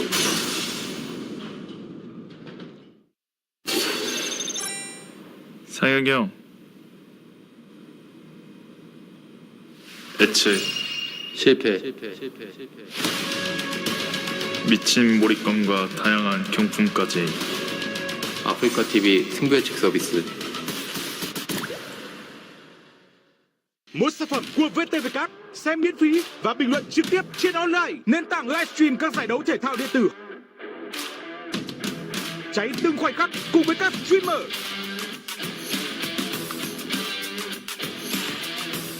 Xem livestream vui hơn, tranh luận kịch tính hơn, thách đố dính qua khủng. Online, nền tảng livestream tương tác bản quyền. Xem ngay tại online.vn hoặc tải ứng dụng trên App Store và Google Play. Go up, I go forward, I will never back down. I am the future, yeah. I am the future, yeah. I am the future, yeah. I am the future, yeah. I am the future, yeah. I am the future, yeah. I am the future, yeah. I am the future, yeah. Papa's got a brand new bag, I just got a brand new upgrade, about to do some things. Beat me up, I got the light every day and the night so bright, make a whole lot change. I made a few updates, I've been going so hard that I cannot break, but to make my statement, I'm beyond amazing. I've been on the wave and I surf on it daily, yeah. Allow me to reintroduce myself and interrupt. I'm what you want and you need, you in luck. Only direction I'm going is up. Okay. I am the future, yeah. I am the future, yeah. I am the future, yeah. I am the future, yeah. I am the future, yeah. I am the future, yeah. I am the future, yeah. I am the future. Okay. I'm next level. I feel like the best ever. Let's go. I'm next level. I feel like the best ever. Let's go. I'm next level. I feel like the best ever. Let's go. I'm next level. I feel like the best ever. Let's go. I am the future, yeah. I am the future, yeah. I am the future, yeah. I am the future, yeah. I am the future, yeah. I am the future, yeah. I am the future, yeah. I am the future. Let's go. I am the future, yeah. I am the future, yeah. Let's go. I am the future, yeah. I am the future, yeah. Let's go. I am the future, yeah. I am the future, yeah. Let's go. I am the future, yeah. I am the future. Let's go.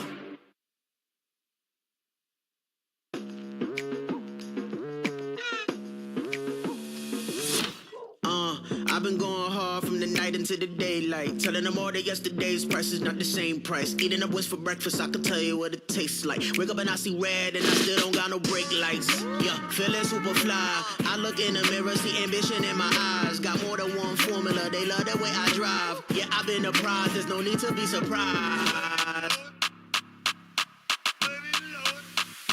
Baby, I'm a go-getter, go-getter. Yeah, you better go figure, go figure. Baby, I'm a go-getter, go-getter. Yeah, you better go figure, go figure. Try and get a big stack in my bag. Boy, you know I'm getting to it, it's like that. Try and get a big stack in my bag. Yeah, you know I'm getting to it, it's like that, like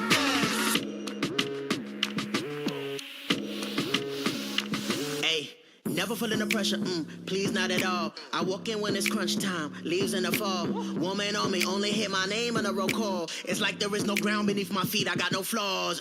Still humble, but just don't get it confused. You know who I am, there's no need to introduce. I am one of one, they can't stand it, but it's true. Sicker than the average, ain't no challenge that's immune. Baby, I'm a go-getter, go-getter. Yeah, you better go figure, go figure. Baby, I'm a go-getter, go-getter.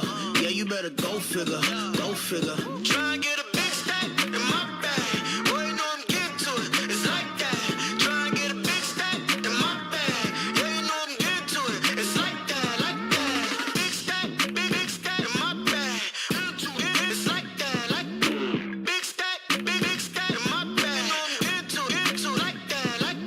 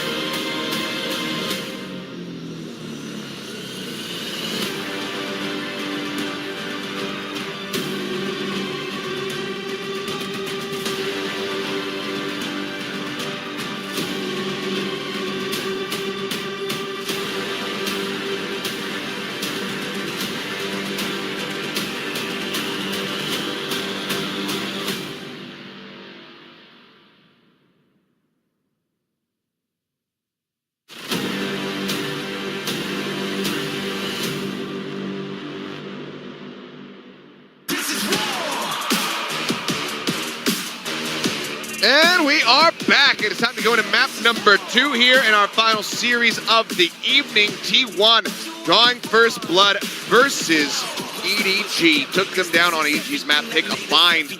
Got to overtime, 14-12, close the whole way throughout.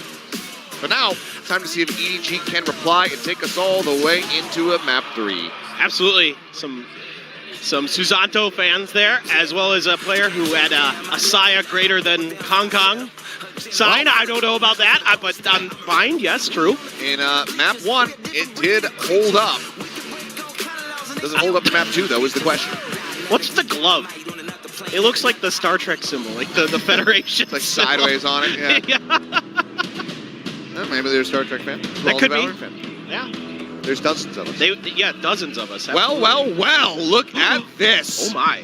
We have a chamber online for T1. X-Grid going to be moving off of the Brimstone, now over on to the chamber. Izu from the sky over onto the Astra, which is also not something that we very commonly see played on Lotus. Right. This is really interesting. I think for both teams here, you have a lot of interesting like combo and trap plays that you can utilize. I think definitely with the chamber, I'm going to be interested in the tech that X-Curate and T1 have been working on to get him integrated into this map, like where do the trademarks go and that kind of thing. Of course, with both the Fade and the Astra, you've got the opportunity to set up some nade combos with the raises and things like that. So really curious. Astra, a lot of people prefer the Omen because there's so many good angles to get those paranoias across on this map. But Astra, other than Boaster, not too many people play it on many maps anymore. Yeah. So pretty curious. Gives you a lot of control over the front of A main, though. I will say that, like around rubble and around rocks. I mean, you can try to set up with the raise to get that combo going off, but having that Fade on the opposite side could also pose danger. We'll see what happens, so as we jump into map number 2, T1 looking for the 2-0, EDG looking for the run back. So curious about both of these teams and the way that they're going to try to combo their utility. I will say I would give, at least from what I've seen here so far today, maybe a slight edge to EDG in that regard. I thought there were a few more interesting plays with the utility coordinations, but I thought T1 at times had a slightly better read on the macro, sort of the large-scale picture of the maps themselves. So onto Lotus, a map that definitely very exciting with X-Curate as well. Saw him start to really heat up. Anticipating maybe that TP up on the top. He's only got 3 more bullets. Walk 4, but puts that second one to good use. Looks for the third, but Smoggy with a nice reply. Strike him down. So a 1-for-1 orb going to be taken, trying to get towards that Nightfall. Now EDG can just drift away. Rossi planted. Information found here for the side of T1. Carpe just kind of dancing back and forth with Chichu. Either player spotting each other. Oh, maybe they caught a glimpse of it, or maybe this is just a planned push out. Okay, Trailblazer jumps forward, doesn't get the stun. Pain Shell's going to be sent over his way, but maybe the bounce actually didn't quite go deep enough, so Chichu going to be unscathed. Now Baby Door going to be broken in as the rest of EDG starts to flood over towards this B site. Fight coming down. They're kind of stuck, but side player, 2 quick kills coming through. The response is in, however. Now sees on a Rossi, gets the dink, but Smoggy still stands. 22 health, but it's all on Izu. Creeping over from this position, and realistically, in their minds, he could be anywhere, but now they know exactly where he's at. Wide split set up, takes quite a bit of damage, tries to retreat, but Chichu will be able to capitalize for the kill, and EDG will get their first pistol round win of the series. Smoggy, so aware, so smart. That C's perfectly timed. That really shut that round down. Rossi maybe had an opportunity with how weak Smoggy already was, but he gets seized like that. It ends in a very quick fashion for you. Really nicely handled. Start looking decent. You're like, all right, X-Curate, maybe. Saya just so good with the Sheriff. Able to just sit in the vulnerable of a snake bite. Still do a ton of damage, but that sees right away, expecting the quick rotation from Rossi. Grenade out early. Backing off T1, at least for now. Gonna try to check with the Prowler, confirm at least that the chamber is there.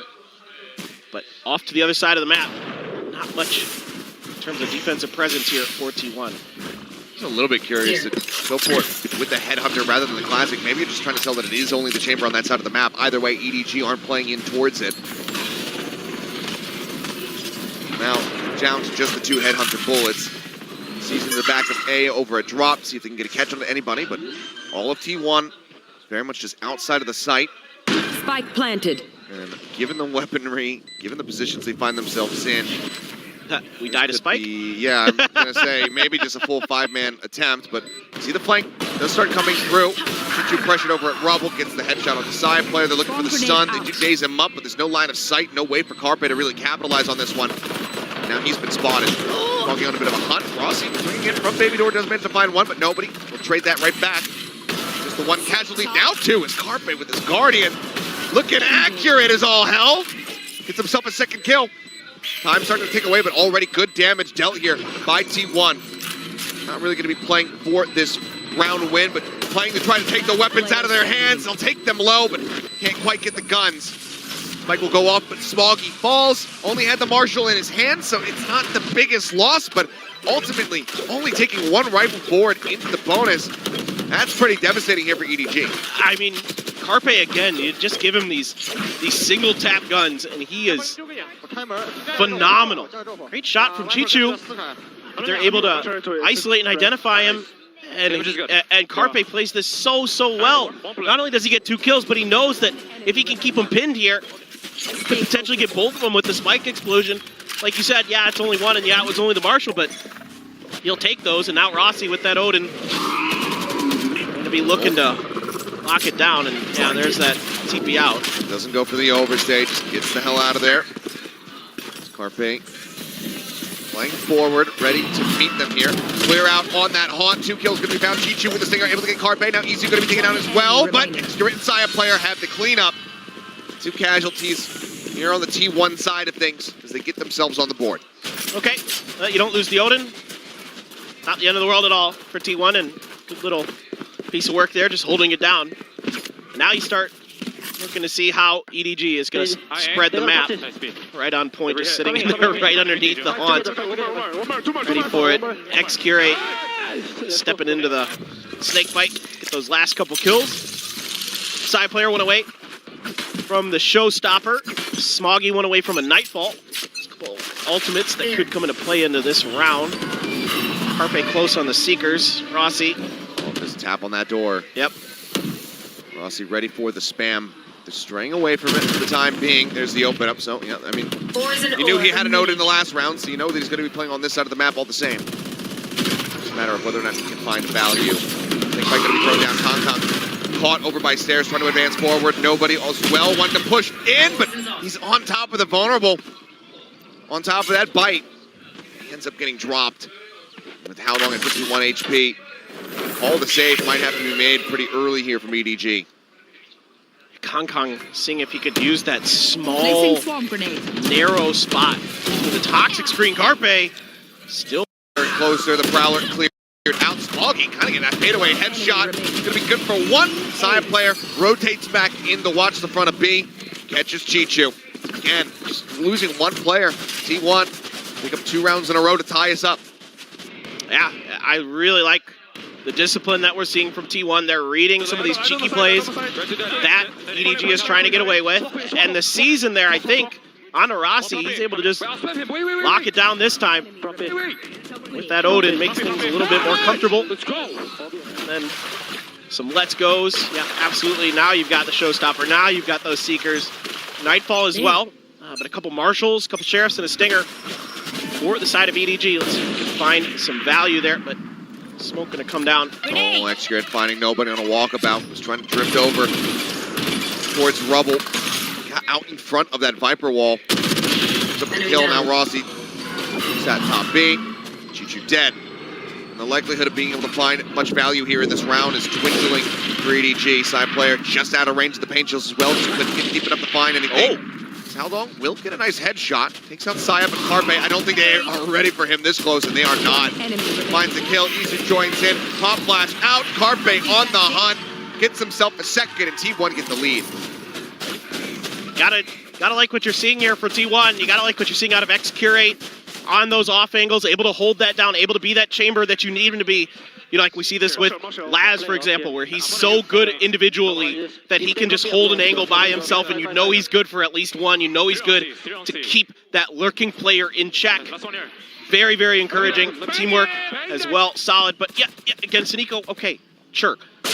Let's see now. There. With rifles, with the op now for X-Curate, one away from his ultimate. Here we go. Moving forward, but no one playing up. Nobody who's just around the corner, making sure that he can't get spammed out by any of this. Now, the pressure seemingly dwindles. They're going to start advancing back into this area here. Up in hand, waiting to see it. The showstopper actually shoves them back, buying time for this Nightfall to potentially expire, but X-Curate gets the shot through the Prowler into Kong Kong, who's having a rough time so far. Love the patience from T1. You know, nobody panics on the back of that Nightfall. You use the showstopper. Yeah, you're not going to get kills for it initially, but that allows you to bait Kong Kong out because he thinks he's got the space, and he does not to get out of that door.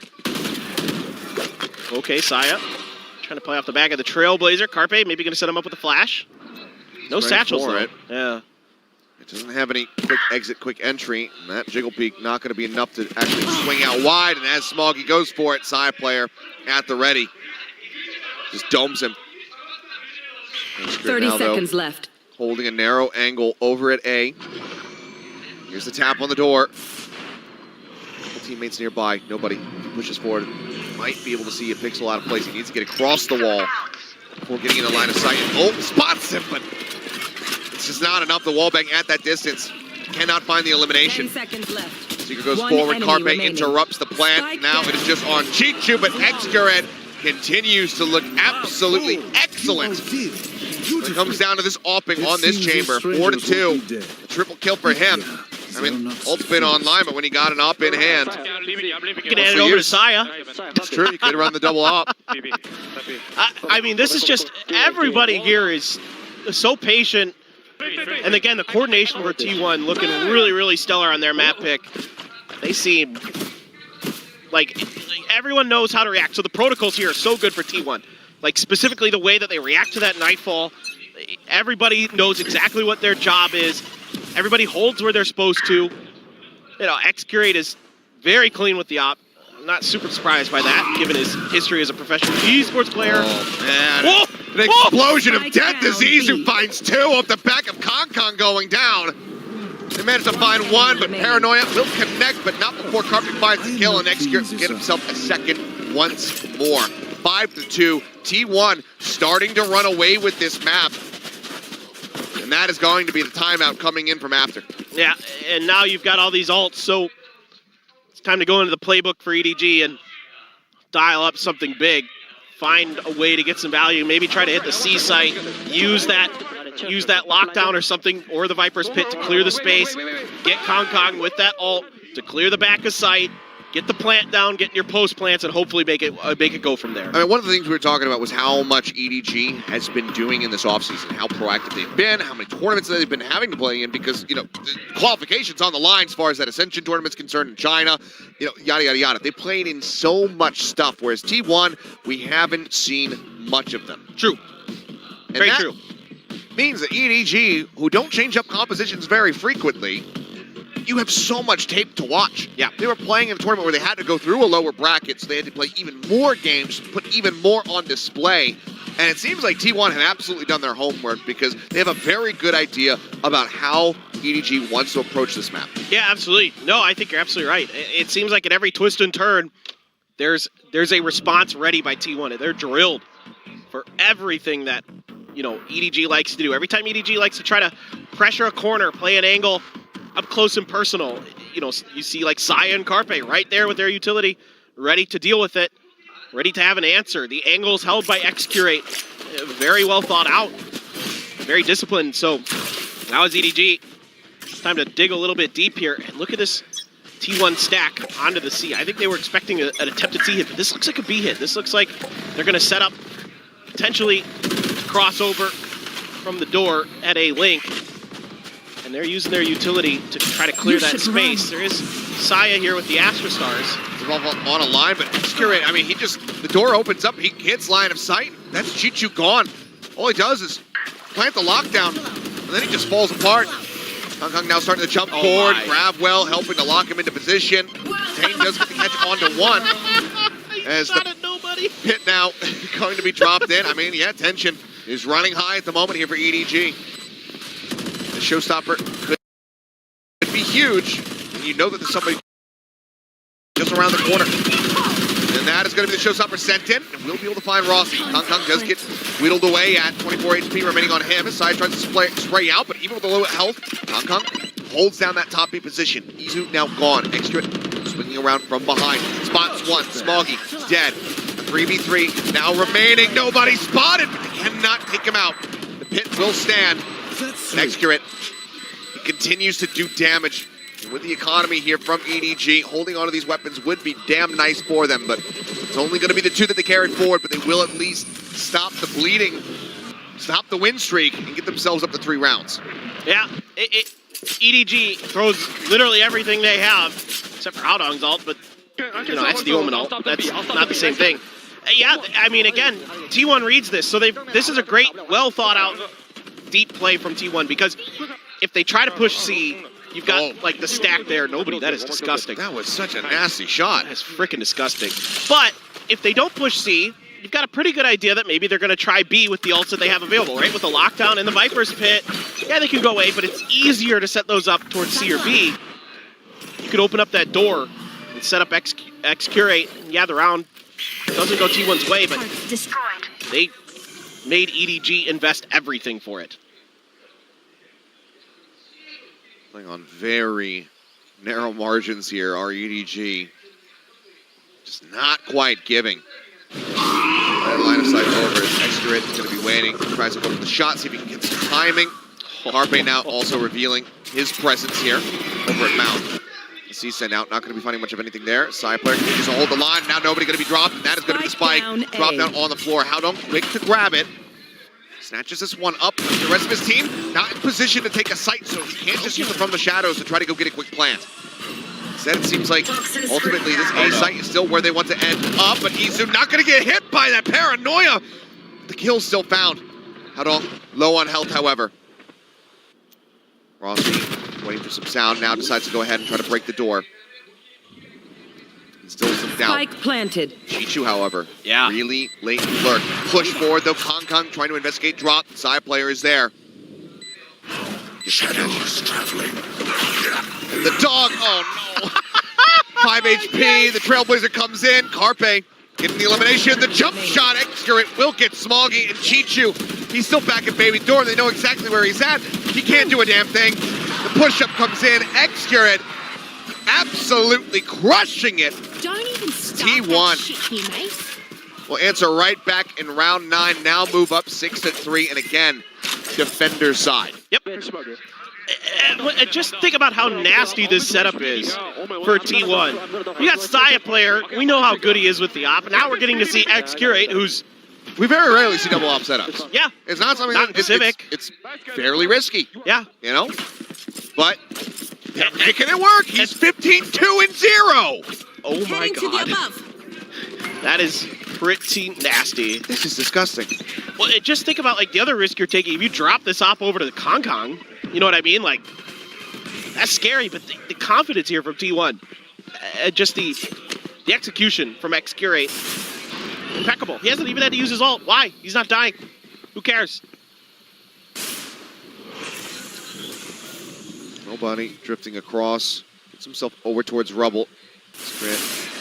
Kind of splitting the difference, watching the center of Rubble, relying on his ability to be able to flick to either the left or the right side. And it looks like it doesn't hold up. Nobody managing to swing out, gets that kill. And that's an operator that they can pick up for themselves. Chichu, in the meantime, still going on a lurk. This site's still being watched by Rossi, and there you go. The kill comes in. Side player, oh, Shorty out, trying to push forward. Snake bite with all the decay. Manages to take him down, and now Kong, now he's got an op in his hands. Isu quick to take it out, though. Breaks the wall. Can't scope in fast enough. Do you use the Cosmic Divide here? I say yes. Why not? Go for it. You don't know how many weapons they necessarily have recovered. Well, actually, I guess you could track them all. So you know that probably one of them is still going to just be having a Sheriff. Taunt goes through. Nothing spotted. Fight. Cut off that tree access, but Smoggy swinging out, managing to find one. And Haldong is right. Haldong is right there alongside him.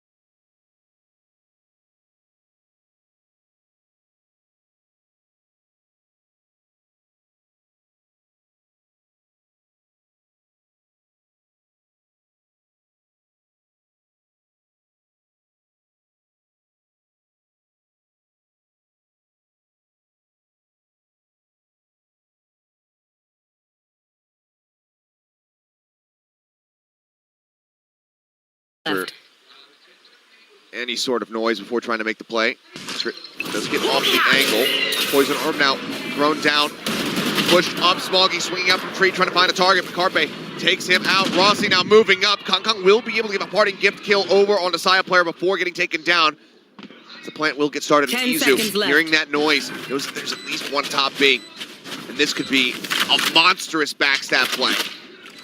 I saw a quick look by nobody towards this direction, but I don't think they're looking for it anymore.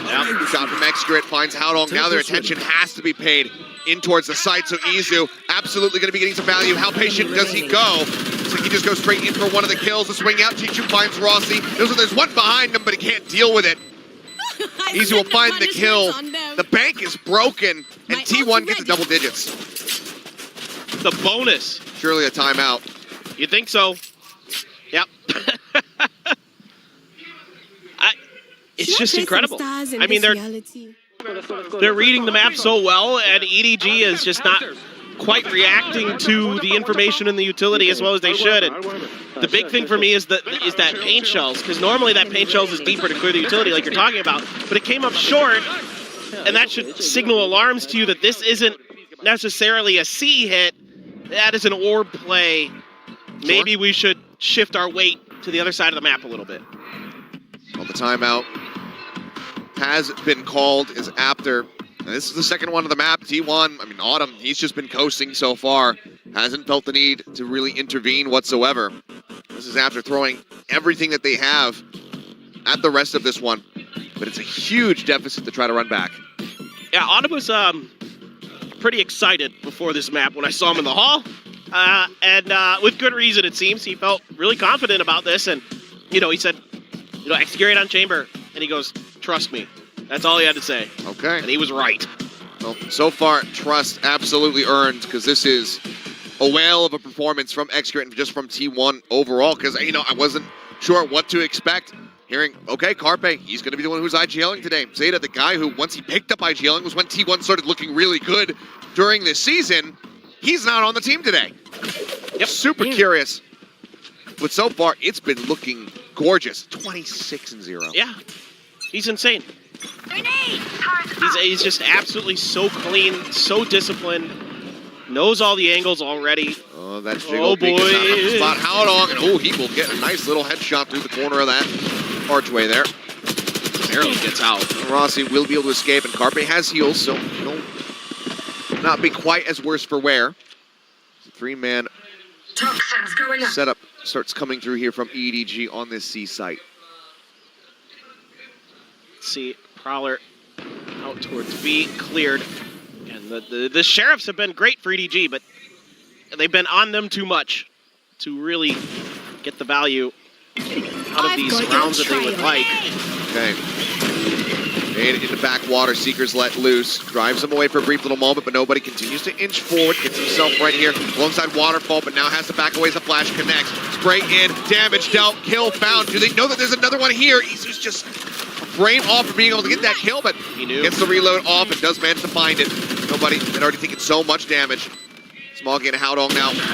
Nothing much more to be done as Rossi snaps onto the head. Upshot, not going to connect. Cannot draw down that headhunter fast enough. Howdong has to go for the reload, and I mean, they're just sending everything at him. Saya player will just swing out, get the one tap, Ops picked up. T1 continuing on their merry way. Now 4 rounds consecutively won, and just 2 more to go to find a 2-0 over EDG. We've been singing X-Curate's praises, and rightly so, but I really love what I'm seeing from Izu on this map. He is always there to trade or to back up his teammates, and hear the mental awareness. The reason he stays there, he saw the snake bite earlier that stalled things up. He knew there was a player missing, and he accounted for it. So freaking smart. Well, this is where we suspect it. That timeout can come into play. The stage being set by After, going into the future buy round. That's it right now. EDG need to find a win here if they want a chance at winning this map. Otherwise, they're playing for overtime. Again, though, looks like it's just going to be a full set over here on to C once again. Nobody. The only one here to try to greet them. But oh no, never mind. Chichu swings in from Waterfall and kills 2 with an arrow swarm. Now he's on for an ace. The off is in hand, but nobody will take it from him. But my God, things just absolutely collapsed in the blink of an eye for T1. Flawless as EDG will stop the win streak. I'm really curious if it was the decay. It was Bite plus Nano. Bite plus Nano, yeah. And, absolutely unreal. Yeah, the Poison Cloud as well, but unbelievable stuff. Great coordination, just not really cleared here. I think T1 just kind of saying, YOLO, we're going. You know, sure, why not? You know, you've got plenty of rounds to mess around with where you can just try a round like that. So you don't have to give away any extra strats or anything. Just see if you can just brute force your way through them. Who cares? Why not? Try it. Didn't work? Okay. Neat. I've got, you know, Xcurate's got his ult. He can bank up for another op, no problem. You've still got that Cosmic Divide. You've still got the Odin. Everything is fine, but now the problem is Lockdown and op for Kong, one away from a showstopper as well. So some big tools to play with for EDG that could start swinging some momentum around. Top on the door, it's going to be a Prowler. Trading places there with the Trailblazer. Cleared out now, the Cosmic Divide coming through and a quick little glimpse at one player. Saya player is down to 1 HP. Oh, God. That Paint Shell about to mess his day up, but he swings it and finds Kong. Nobody dead simultaneously as T1 do a full pivot into the B site. My God, what movement and accuracy from Saya to stay alive. My jaw is on the ground. Unbelievable. One player detained. Haodong swinging Rossi on the side. You can tell that he is suspicious about this, but he's not sure which way to look. Tries to go for the 180 pivot, but Carpe is just a little bit faster. Chichu now sprinting forward out from the C site. Shut down. Smoggy. Nothing more that he can do as Saya player will drift around the back. 1 HP survives the entire way through the rest of the round, and T1 get themselves up to match point. I mean, show it again. Look at this. He's 1 HP, and he gets it. He got it after he got flashed. I mean, he already had him identified where he was, so it's just a matter of getting the aim down. But the reaction there when the paint shells come in, knowing he's dead, just to say, well, screw it. And he's won. You can't even blame it on the... I mean, you can blame it maybe a little bit on the nerfs to raise because of radius and all that kind of stuff, but the guaranteed damage is 1. So if he got hit by any little bit of that, exactly, obviously was going to die. Yes. Just gets away from it. The timing is absolutely perfect. Accurate pushing forward. No attention paid, however, towards top rubble, so it does get struck down. Nice opening kill here for Haodong. As he and Kong will take a very forward position. On the other side here of the half wall, and side player now taken out, utilizing that one way to perfection. That showstopper. But does he feel it's necessary to send it here? No. You already know that you have him corralled. Gotten 2 kills. Things could fall apart quickly, but for now, wants to be able to save it. Boombot cleared, a little bit of spam. Blast pack, not finding too much. Now Izu answering back with 2 kills. They equalize at 3v3. Okay, maybe you should have. Blue wall broken down. Smoggy dodging out of the flash, sending the Prowler, trying to see if he can get anything. Gets a quick little attach, but shortly thereafter, it expires. Everybody makes their way through the door. Chichu cannot get line of sight. Fight the back dog. Check out the rest of the site. Trailblazer not going to be spotting much of anything here as nobody makes his way up into the smoke. The spray coming through takes him down about half HP. Now, even lower. 5 health remaining for him. The pit going to be invested. Rossi, they want to end this right now as Izu gets the kill. Chichu taken out. They all pull back in towards tree. Push forward, coming in. Izu setting up yet another star. Nobody. Setting out a bite. Trying to get something. Trying to whittle away with them. Get as much damage as he can. Izu does get tagged at 49. There's the grab well. Gonna pull them out into the open. The spam coming through. Nobody finding one. The headshot found. The spray coming in. Smoggy, the last one standing, and he will fall. Rossi with the pit will utilize it to get the win. 13-6. T1 re-debut on a Korean stage with their new roster, and they take down EDG 2-0. That has got to feel good, and you can see Rossi is fired up, coming right in here. And fitting in brilliantly are these 3 new players for T1. I mean, so many positive things to say, and they are your top 3 performers on this map for T1. Izu, Xcurate, and Rossi. ACS's over 200 for all 3 players. Stunning performance in so many different ways.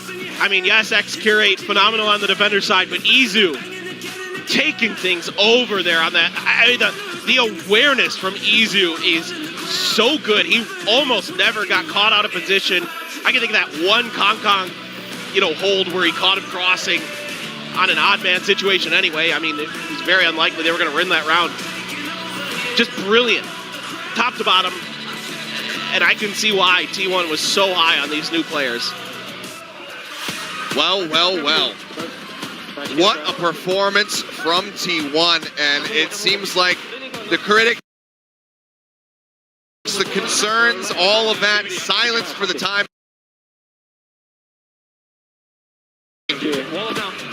Is taking down EDG, no easy feat, but for EDG, solid effort, especially on that first map, fighting tooth and nail to keep things close, couldn't quite extend that overtime, couldn't get the win. And then looking a bit shattered going into this Lotus, just not knowing necessarily how to deal with X-Curate on that chamber. But if we know anything about EDG, is that they can be lower bracket beasts. Yes. And I have zero doubt about EDG. I mean, I think this Lotus was just T1 just having too good of a read, A, on what EDG likes to do, and B, having their own time and prep into this was absolutely out of this world. I mean, that's, again, the layers in particular on the defender side that they set up, the way that they control the map, they control the space, the protocols in place to react to certain things, and the way they collapsed off of those, stunning. They're really, really good. So, but EDG, man, I mean, you could tell in the first map, like, when they're at their, like, kind of peak, I think their firepower's a little bit better. Yeah.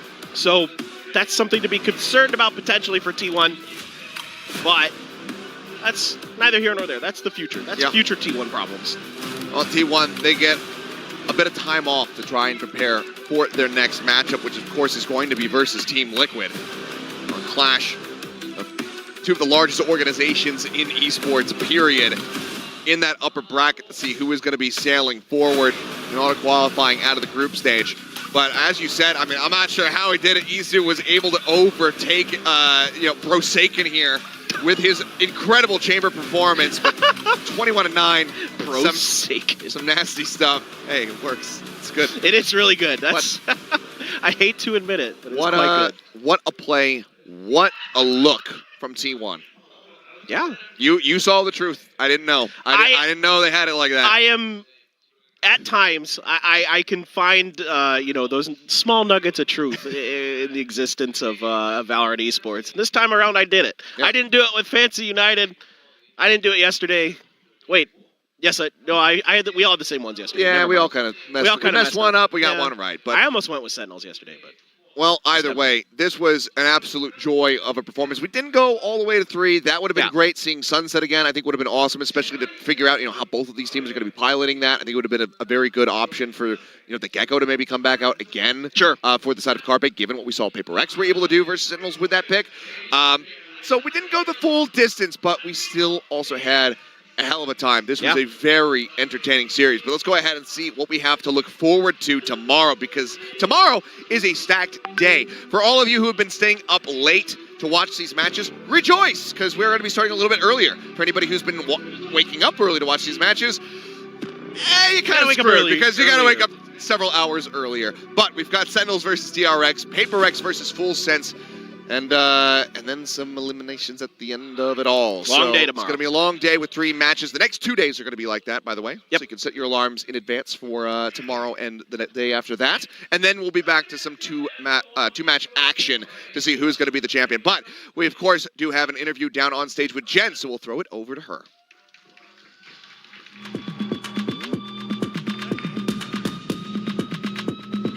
아프리카 TV 발로란트 리그 두 번째 경기 만나보고 오셨습니다. T1이 EDG를 꺾으면서 승리를 가져가게 됐는데요. 오늘 발로란트 데뷔전을 치른 T1의 X-Curate 선수 만나보도록 하겠습니다. 승리 축하드립니다. Congratulations, Kevin. 오늘 X-Curate 선수의 발로란트 데뷔전이었는데요. 엄청난 존재감을 드러냈습니다. 오늘 발로란트 첫 경기 어땠는지부터 물어보도록 할게요. Congratulations, Kevin, once again. Your first ever Valorant match. Tell me all about it. Actually, I'm a bit nervous, especially we're going for the first map because it's been 1 year I taking a break from competitive in the other games. So yeah, I'm feeling so happy that I can adjust quickly and then can help my team to get win today. So I'm really happy to back to the competitive, of course. 1세트 때는 정말 긴장이 됐다고 얘기합니다. 아무래도 엑스큐레이트 선수가 그동안 프로 무대 자체를 한 1년 동안 쉬고 1년 만에 복귀한 거기 때문에 굉장히 떨렸는데 그래도 이제 이겨내고 팀 승리에 일조할 수 있어서 굉장히 기쁘다고 얘기를 했고 그리고 또 오늘 경기 굉장히 기억에 남도록 만족스러웠다고 얘기를 했습니다. 자, 그러면 엑스큐레이트 선수 발로란트 적응을 제가 봤을 때는 좀 완벽하게 마친 것 같은데요. 그동안 발로란트를 연구하는 과정, 준비 과정은 어땠는지 또 동생인 포세이큰 선수가 약간의 팁을 주지는 않았는지 물어보도록 할게요. Now, talk to me about the transition to Valorant. You know, all the work that you had to put in for preparations. And did Forsaken give you any tips? I know you guys scrim in the same house, so. I think the transition is a bit hard for me because at that time I cannot join any other team and then the season is start already. So basically what I'm doing in my free time is I just grinding rank and then like very a lot. Like I play almost like 10 hours every day. Yeah, I think 10 hours. And then for my dongseng is because we're living in the same house. So sometimes the funny thing is we like to look at each other's threads and then like what comms to use. But maybe, yeah, sometimes we also like changing some advice, like basically why, if I play bad, why the reason. Actually, I asked them a lot because he have more experience than me in this game, so it's really helpful also for me. 먼저 이제 엑스큐레이트 선수가 이제 발로란트로 전향을 해야겠다 결심을 하고 준비를 시작했을 때는 그때는 이미 좀 포세이큰 선수는 시즌 중이었고 또 엑스큐레이트 선수는 팀이 정해지지 않았었기 때문에 혼자서 하루에 10시간씩 좀 랭크를 돌리면서 계속해서 준비를 했었고 이제 T1에 합류한 이후에는 열심히 준비를 했는데 이게 또 사실 웃긴 점이 포세이큰 선수와 엑스큐레이트 선수가 같은 집에 살면서 같은 방에서 서로 연습을 하고 또 각자 스크림을 돌리기도 하거든요. 그래서 서로 좀 이렇게 어깨너머로 보면서 페이퍼렉스 그리고 T1은 어떤 조합을 쓰나 하면서 좀 전략을 스파이처럼 캐가기도 하지만 그래도 포세이큰 선수가 워낙 경험이 많기 때문에 좀 엑스큐레이트 선수의 플레이에 대해서 서로 피드백을 주고받으면서 도움을 주기도 했다고 했습니다. 자, 그러면 이제 엑스큐레이트 선수 로터스에서 체인버로 어마어마한 활약을 보여줬습니다. 확실히 좀 체인버가 눈도장을 꽉 찍은 것 같은데 또 제타 선수가 저한테 엑스큐레이트 선수는 그냥 체인버 그 자체예요 라고 얘기를 했거든요. 엑스큐레이트 선수도 그렇게 느끼고 있는지 뭔가 체인버만 잡으면 무적이고 자신감이 넘치는지 한번 얘기 나눠보도록 하겠습니다. Now we have to talk about your chamber on Lotus. You know, 20-something kills. It was just popping off everywhere, right? Insane impact. And Zeta actually said, you know, Chamber's just Excurate. Kevin is just Chamber in human form. So I just want to ask you, do you feel that way as well? Do you feel like it's very natural to you? Do you feel like Chamber is your second nature? Actually, when I was transitioned to Valorant at the first time, it's like I'm still thinking what role should I use because at the other games I was the AWPer at the time, the primary. So maybe I'm just thinking like either I play duelist or maybe Chamber is of course the AWPer, right?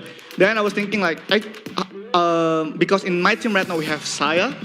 Then I was thinking, okay, maybe I should get other roles. Then that's why now I'm running a lot of role, like flex role. And then for Chamber especially, last time because maybe when we practice, we got comfortable with that agent. And then with our playstyle, that's why we decided to play Chamber at that map. So it's not natural, it's just that I'm comfortable with it. Yeah, I think it fits your aggressive style as well. Yeah, okay, that's good.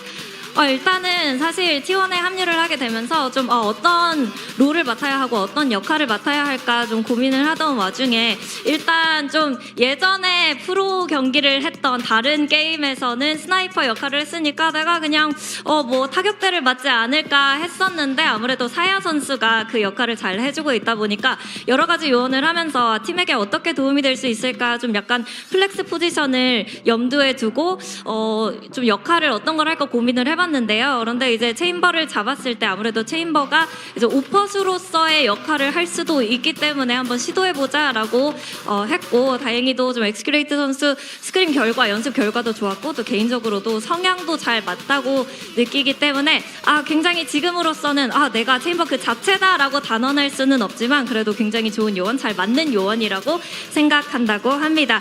자, 그러면 이렇게 해서 공식적으로 팬분들께 인사를 드리게 됐는데요. 또 팬분들께 한마디 앞으로 많은 응원 부탁한다고 한마디 해주시죠. So, any message over to the fans? Yeah, first of all, thank you for coming here and support T1. And then I hope we will do much better than today. And then, I hope we can be the best team in the world. So, 감사합니다. 응원해주시는 팬분들께 너무 감사드리고요. 오늘보다 더더욱 좋은 경기력을 보여드릴 수 있도록 열심히 노력하고 약속하겠습니다. 그리고 T1이 세계 최고의 발로란트 팀이 될 수 있는 그날까지 열심히 노력을 하겠다고 했습니다. 자, 그럼 마지막으로 제가 포세이큰 선수만큼이나 엑스큐레이트 선수도 노래를 잘 부른다고 들었거든요. 좀 한 소절 들려줄 수 있는지 세리머니로 부탁해 보도록 하겠습니다. Vct also told me that you're a pretty good singer. No. He lying. Okay, don't trust. No. 눈, 코, 입, just once. Once. Sing? Yeah. Let's go. Really? Yeah. Okay. 미안해 하지마. You have to sing the climax. No. I cannot. Maybe next time. Maybe next time when I learn Korea fluently, Okay. because I have a lesson later in the January, I will sing. Okay. 일단 여기까지고요. 근데 제가 굉장히 놀랐습니다. 노래를 너무 잘 불러가지고 꿀보이스에 깜짝 놀랐는데 이제 또 엑스큐레이트 선수가 1월부터 한국어를 본격적으로 열심히 공부할 예정이기 때문에 한국어에 조금 더 능숙해지고 익숙해지면은 다음에 다시 불러드린다고 약속을 했습니다. Thank you so much, Kevin, for your insight and also your beautiful song.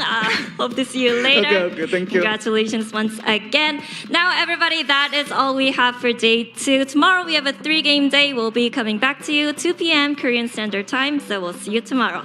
자, 이렇게 해서 엑스큐레이트 선수의 꿀보이스와 함께 오늘을 마무리하게 됐고요. 내일은 3경기가 기다리고 있습니다. 저희는 내일 오후 2시부터 시작하니까요. 여러분 많은 관심 부탁드립니다. 내일 뵐게요. As I march through the valley of the blood, sweat, and tears. Look, God the only man that I fear. This ain't nothing new, we've been doing this for years. Hey, big dog, barking through your ears. We gotta stay the route, there ain't no backing down. Never crack, never fold, we from the gutter beneath the crown. We pledge allegiance to the streets, we took the harder path, but now we finna never folding under pressure. No matter when or where you are. Starts to flood over towards this B side fight coming down. The kind of stuck, but side player two. The one casualty down two is Carpe with his Guardian. Looking accurate as all. Saldo will get a nice headshot. Looks outside of Carpe. I don't think they are ready for him this close, and they are not. Finds the kill. Easy joins in. Top flash out. Carpe on the. Surprised by that, given his history as a professional esports player. Oh, man. There, side player continues to hold the line. Now nobody gonna. Yeah. Really late alert. Push forward. The tight with all the decay. Manages to take him down, and now Kong.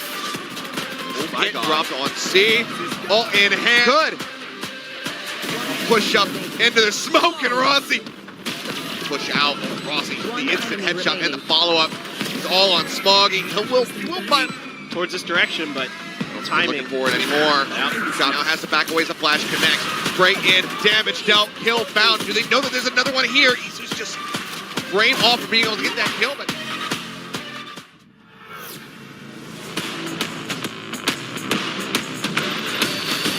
We're ready and willing to do what we gotta do. You cannot stop it. We put in the time, we put in our grind, up at the top.